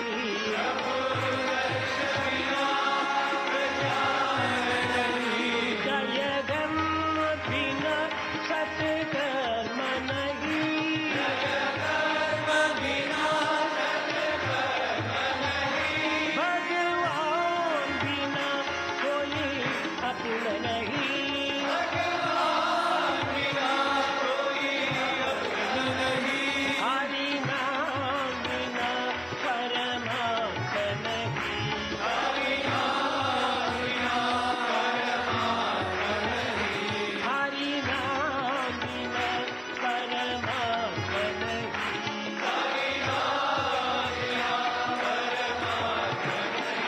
हरि नाम बिना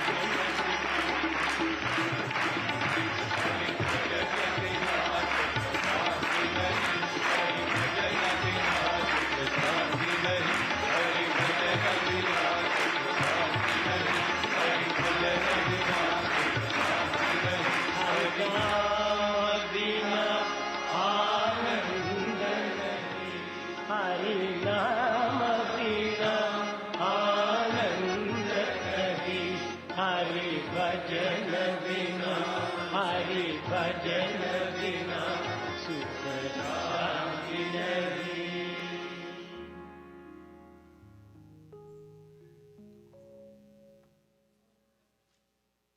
What is the purpose of life? What is the purpose of life? మీరు క్వశ్చన్ వేసుకో. Put a question yourself. తినటమా, Is it eating? నిద్రించటమా, Is sleeping? లేక ఇంకేమైనా ఆనందంగా అనుభవించటమా, Or is anything mere enjoyment? త్రాగటమా, Drinking? Not this, Not this. ఖానా పీనా సోనా మర్నా, ఇంతేనా? So drinking and eating and ultimately dying. కట్టేపడి చావటమేనా మన యొక్క ఏం? Is it our aim to die ultimately? Purpose of life అంటే తనను తాను తెలుసుకోవటం, అది purpose of The life. purpose of life is to know one's own self. First question వేసుకో. First put a question Who yourself. am I? Who am I? Who am I? Put a question to yourself. Who am ఆ I? Question ను దూరం చేసుకుంటున్నారు. You are away from that question. Who are you? Where did you come from? Who is, what is your name? ఇది అడుగుతున్నారు కానీ who am I? Who am I? ఎవరైనా వేసుకుంటున్నారా question? We have forgotten our true identity. We go on questioning, who are you? What's your name? Where do you come from? Do you ever question yourself, who am I? బయట వారు ఏ విధంగా ఉన్నది? who am I? మొట్టమొదటి తనను తాను తెలుసుకోవాలి. Outsiders may say any thousand things, but know who am I. నీవెవరో నీకు తెలుసుకుంటే అతనెవరో నీకు తెలిసిపోతుంది. If you know yourself, you know the other man. I am man, he is also man. I am man, he is also a man. I am God, he is also God. I am God, he is also God. ఇంత సులభంగా తెలిసిపోతుంది. It's quite easy way. తనను తాను తెలుసుకోలేనటువంటి వాడే ఇతరులను నిందించటము, ఇతరులను దూషించటము, ఇతరులను పరిహసించటము, ఇతరులను నొప్పించటము. The one who does not know one's own self goes on accusing, goes on criticizing, goes on harming others. కనుక మొట్టమొదట మనలో మనకు ప్రేమను పెంచుకోవాలి. Therefore we should develop love within ourselves. సత్య, ధర్మ, శాంతి, ప్రేమ. The human values Satya, Dharma, Shanti, Prema. ఇవి 5 వేళ్ళు. Here are 5 fingers. సత్య, ధర్మ, శాంతి, ప్రేమ, అహింస. The 5 fingers, Satya, Dharma, Shanti, Prema, Ahimsa. ఈ 5 ఏకమైనప్పుడే నేను ఈ టంబ్లర్ను పట్టుకోవడానికి వీలవుతుంది. When all the 5 fingers act together, you can hold the tumbler. ఇది ఒక వేలుతో పట్టుకోవడానికి అవుతుందా? Can you catch hold of it with one finger? లేక ఇంకో వేలుతో పట్టుకోవడానికి అవుతుందా? Can you point with the pointed finger? కనుక అన్నిటినీ చేర్చి మనము ఇదే హ్యూమన్ వాల్యూ.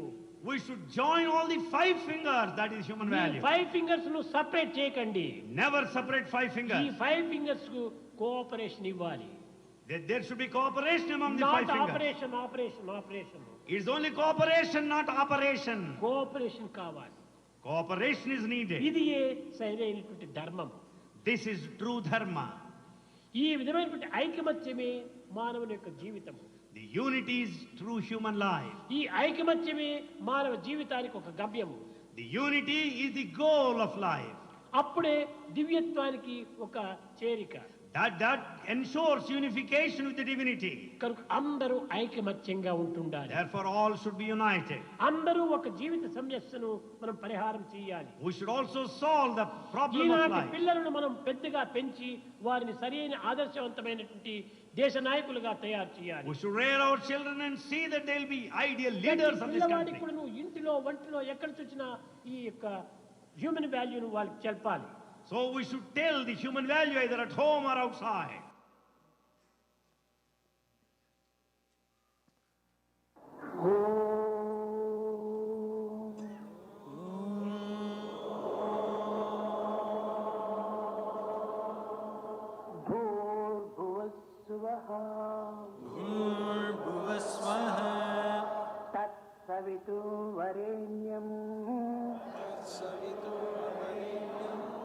भर्गो देवस्य धीमहि धियो यो न प्रचोदयात् ॐ भूर्भुवस्सुवः तत्सवितुर्वरेण्यम् भर्गो देवस्य धीमहि धियो यो न प्रचोदयात् ॐ भूर्भुवस्सुवः तत्सवितुर्वरेण्यं भर्गो देवस्य धीमहि धियो यो नः प्रचोदयात् ॐ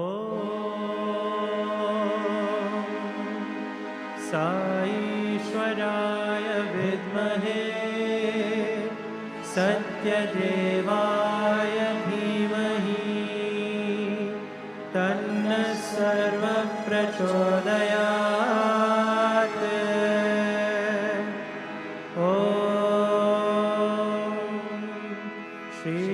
श्रीभास्कराय विद्महे साई देवाय धीमहि तन्नः सूर्यः प्रचोदयात्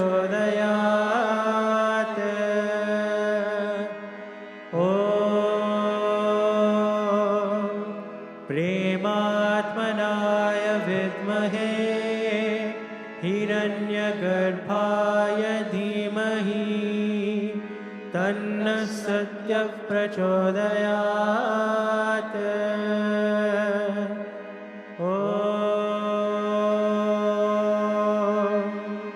शान्ति शान्ति शान्तिः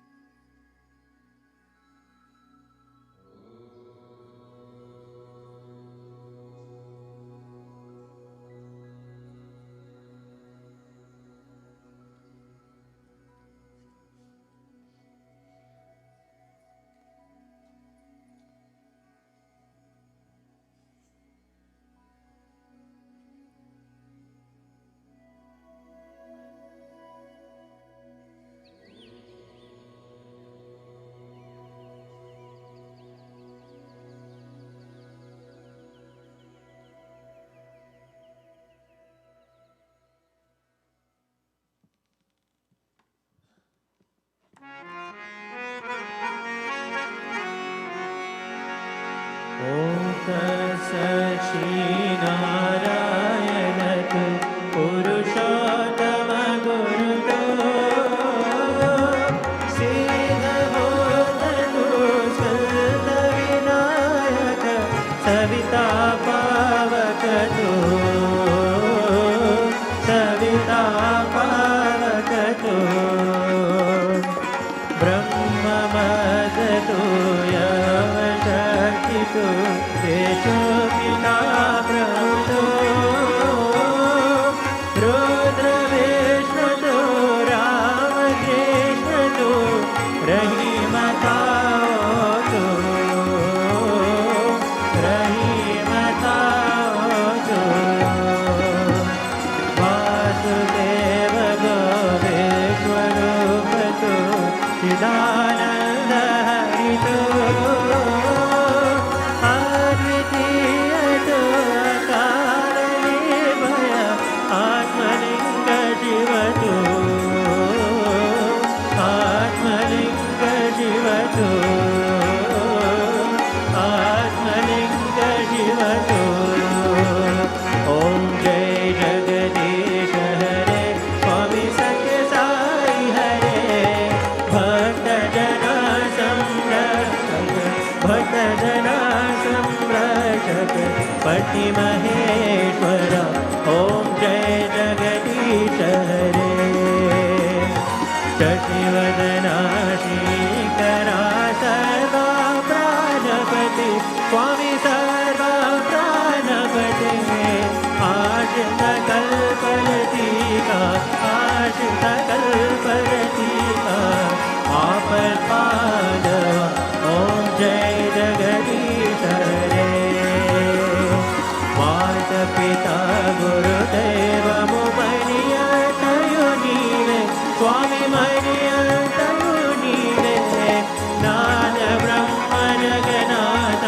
नाद ब्रह्म जगन्नाथ नागेन्द्र शयन ॐ जय जगदीश हरे ओंकार रूप जय श्री ओम साई महादेव सत्य साई महादेव मंगल आरती अंधुको मंगल आरती अंधुको मलधर गिरिधारी ओम जय जगदीश हरे नारायण नारायण ओम सत्य नारायण नारायण नारायण ओम नारायण नारायण ओम सत्य नारायण नारायण ओम सत्य नारायण नारायण ओम जय सद्गुरुदेवा नारायण नारायण ओम सत्य नारायण नारायण नारायण ओम नारायण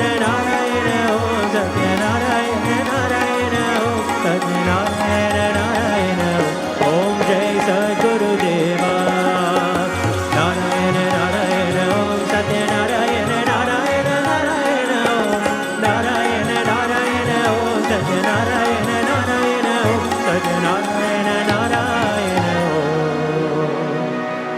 ओम जय सद्गुरुदेवा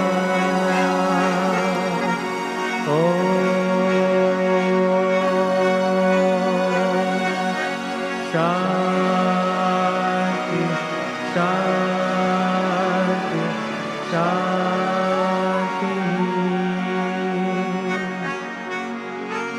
परमं पवित्रं भावा विभूतिं परमं विचित्रं लीला विभूतिं परमात्मैषातमोक्षाप्रदाता भावा विभूतिं वेदमाश्रयामि Sai Baba विभूतिं वेदमाश्रयामि sacred Baba's creation, flowing from his blessing hand, holy creation, granting us the greatest wealth, God's divine protection. Beloved Baba, grant us liberation.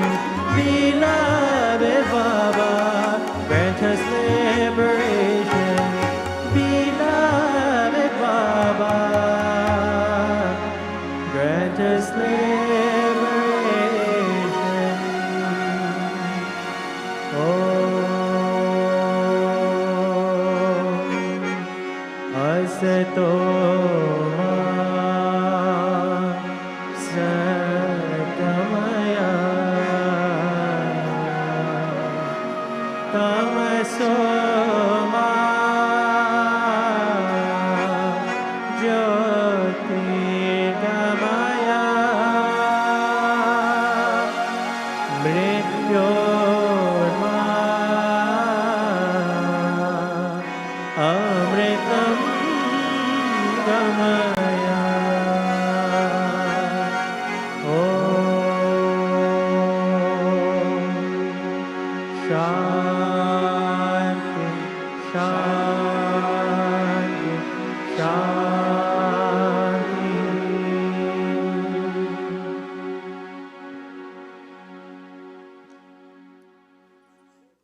I offer myself at your divine lotus feet, dear Swami. Respected elders, brothers, sisters, and children, Om Shri Sai Ram.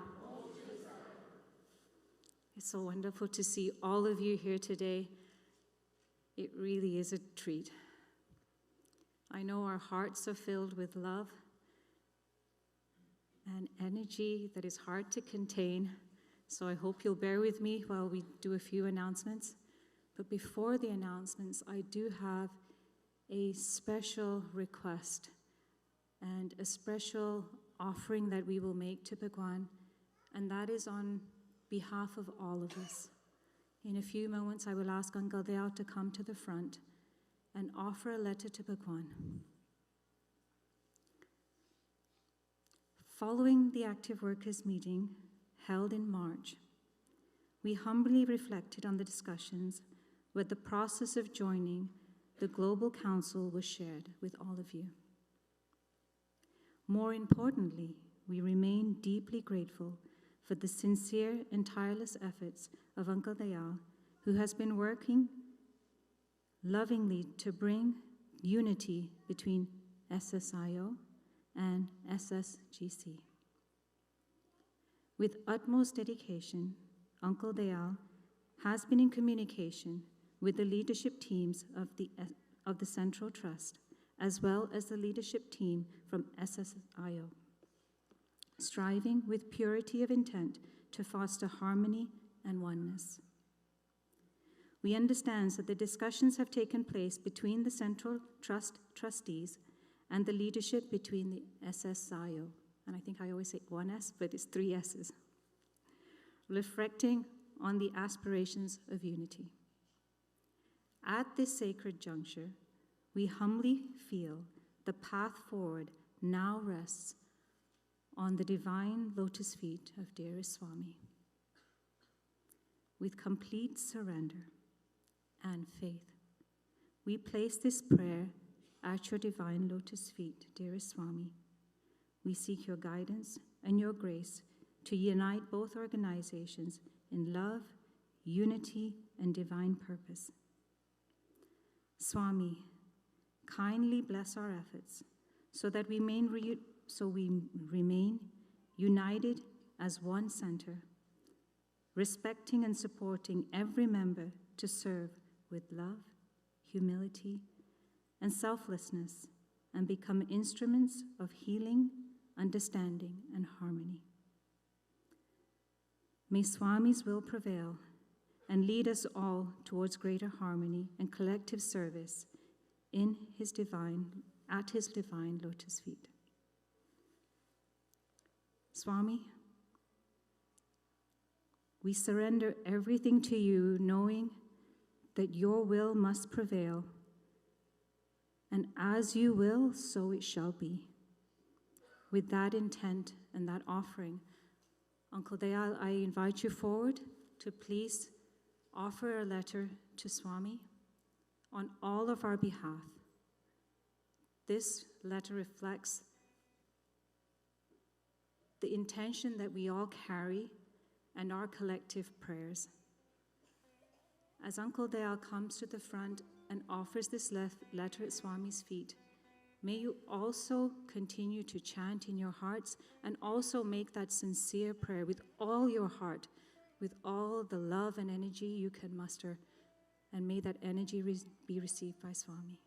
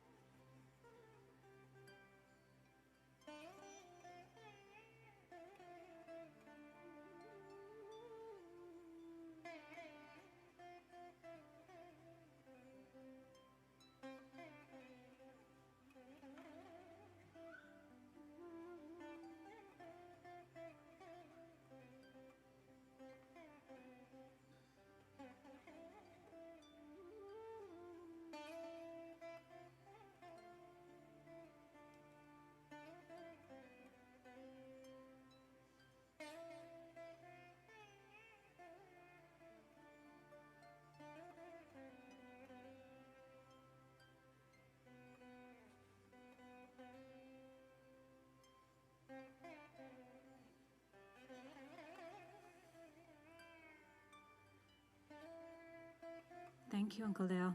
And thank you to all of you for your continued love and your prayers. Swami's message today, he asked us to contemplate on the purpose of life, to know oneself, and to ask the question, who am I? It's the question we've been asking ourselves throughout this whole Aradhana Day program. We've had 2 beautiful days to celebrate and to reflect on our purpose in life. We started our program on Friday with the morning programs, which were so peaceful. This was followed by evening program offered. There was an offering by Our Ladies and our YAs and bhajans, which were vibrant, that transported us to Prashanti. We reconvened this morning with a panel discussion, and thank you to all of our panelists, to our moderators for being here and sharing your thoughts with us. It really was wonderful to hear your stories and your journey in understanding who am I. The bhajans this morning, amazing. Everybody's faces are glowing with all of the energy that you've taken in from being here. And I want to sincerely thank, on behalf of the center, everyone who has participated in putting the program together, all of your love and your energy. And there's so many of you, so many teams, so many individuals. We are grateful for everything that you do and all of the love and energy you pour into everything.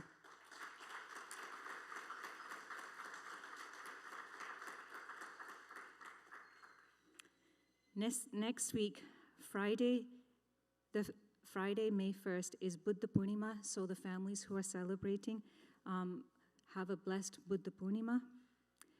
Friday, Veda chanting practices will also resume, and they are at 8 p.m., and it's a Zoom sessions. On Saturday, May 2nd, we have a monthly Rudram and Lalita Sahasranama Mavali chanting, and it will be held at this center at 9 a.m. till 11:30. The practices for Lalita Sahasranamam continue on Wednesdays from 8 to 9 p.m. Please do join. Just a quick description of what the Lalita Sahasranamam chanting and why we do it. It's a powerful Vedic ritual combining the worship of Lord Shiva, which is Rudra, and Goddess Parvati, Lalita Tripura Sundari. This sacred chanting removes obstacles, destroys negativity, and grants material and spiritual prosperity. So if you would like those things, I urge you to join. Next Sunday in the prayer hall, we will have Group 3 debate finals. And the topic, the motion that's been put forward is social media a platform for authenticity or comparison for image building? So we will hear from our Group 3s. Please do attend. The dynamic parenting classes next week will be held at 11:15, so all parents can participate. So we look forward to seeing you in the prayer hall. A couple of announcements from our service wing. Community tree planting event will take place May 9th, and it's being held at Topcliffe Park in Toronto. And the event is from 8 a.m. to 12 p.m. It's a great opportunity for all of our SSC children, and you also receive volunteer hours. So please do participate. You can speak to our service coordinators or our education coordinators for more information. Walk for Values is also happening in the month of May, May 31st, and it takes place at Albert Campbell Square in Scarborough. We are looking for volunteers for marshalling from our center, so if anyone is interested, again, please speak to our service coordinators. You will see them in the back. T-shirts are also available in the hallway, so if you'd like to pick up a T-shirt, you can also do that. A quick announcement from SSIO Canada. They warmly invite us, all current, past, and new and aspiring office bearers, to participate in a full-day National Vision and Leadership Forum. It's a wonderful opportunity to participate. It's being held May the 9th. It's a Saturday, and it's from 9 a.m. till 5 p.m., and it takes place at Cooksville Science Center. a lot of announcements. All of these announcements can also be found in the bulletin or at the information desk. If anybody needs more information, please do speak to us. Today, there is prasad being served, so please do stay and participate in prasad. After Samastuloka today, we will have a short prayer for the sick and the suffering, and we have many in our congregation who are in need of our prayers. We will also continue to pray for those affected by unrest and trouble in many countries around the world. For anyone who is unable to stay back for those prayers, kindly wait to come to the front until the prayers are complete.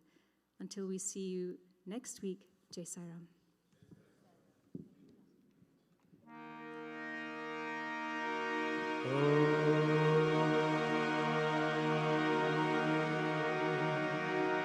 Brahmarpanam Brahmave Brahmarpo Brahmanahutam Brahmeva tena gantavyam Brahmakarma samadhina Aham Veshwarano Bhutva Praninam Dehamashutaha Pranapana Samayukta Pachamyanam Chaturvidam Om Shanti Shanti Shanti Samasta Loka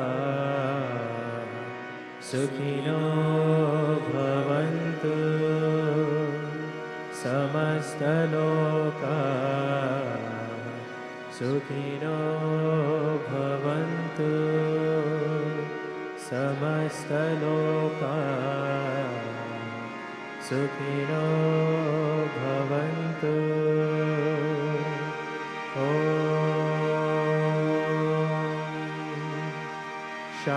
Shanti Shanti Shanti Jai Bolo Bhagwan Shri Sathya Sai Baba Ji Ki Jai.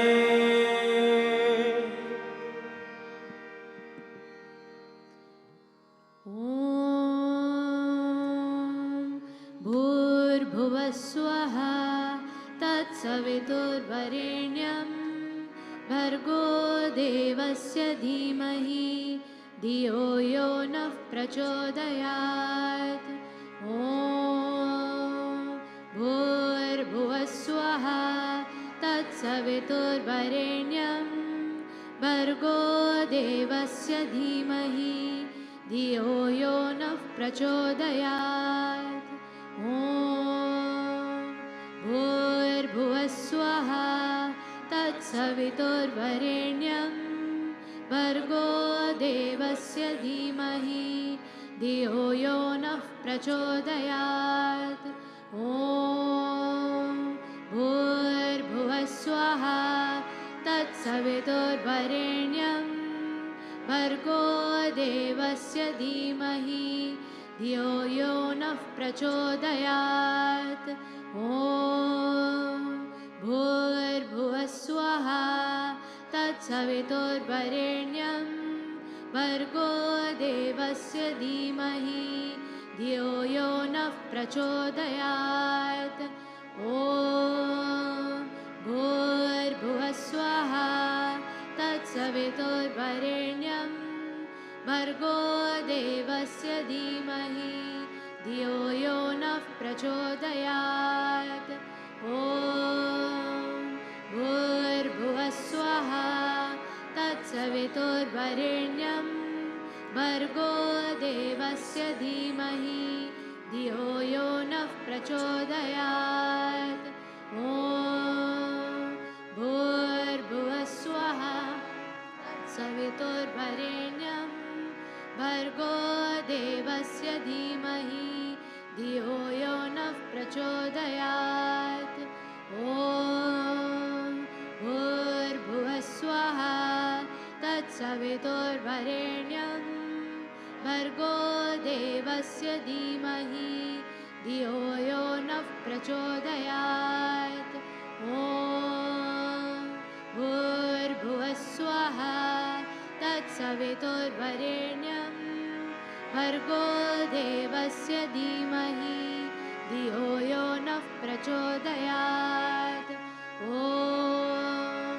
भूर्भुवः स्वः तत्सवितुर्वरेण्यं भर्गो देवस्य धीमहि धियो यो नः प्रचोदयात् ॐ भूर्भुवः स्वः तत्सवितुर्वरेण्यं भर्गो देवस्य धीमहि धियो यो नः प्रचोदयात् ॐ भूर्भुवः स्वः तत्सवितुर्वरेण्यं भर्गो देवस्य धीमहि धियो यो नः प्रचोदयात् ॐ भूर्भुवः स्वः तत्सवितुर्वरेण्यं भर्गो देवस्य धीमहि धियो यो नः प्रचोदयात् ॐ भूर्भुवः स्वः तत्सवितुर्वरेण्यं भर्गो देवस्य धीमहि धियो यो नः प्रचोदयात् ॐ भूर्भुवः स्वः तत्सवितुर्वरेण्यं भर्गो देवस्य धीमहि धियो यो नः प्रचोदयात् ॐ भूर्भुवः स्वः तत्सवितुर्वरेण्यं भर्गो देवस्य धीमहि धियो यो नः प्रचोदयात् ॐ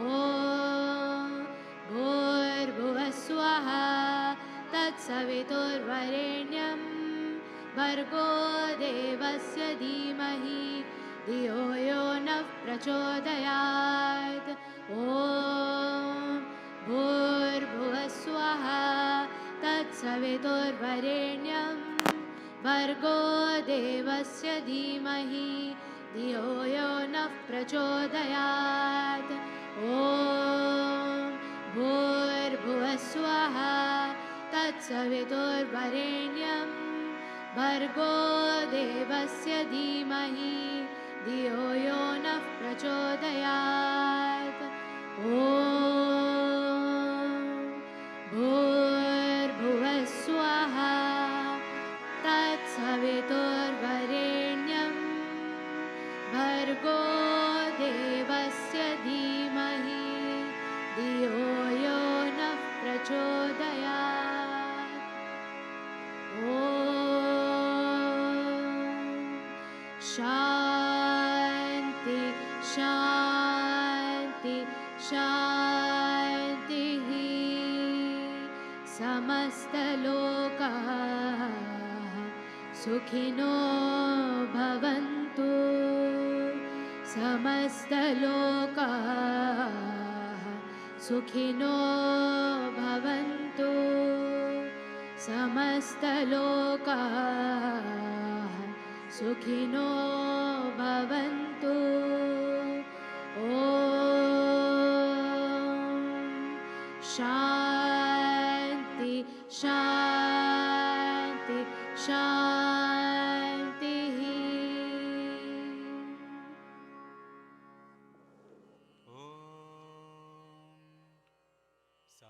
ईश्वराय विद्महे सत्यदेवाय धीमहि तन्नः सर्वप्रचोदयात् ॐ ईश्वराय विद्महे सत्यदेवाय धीमहि तन्नः सर्वप्रचोदयात् ॐ ईश्वराय विद्महे सत्यदेवाय धीमहि तन्नः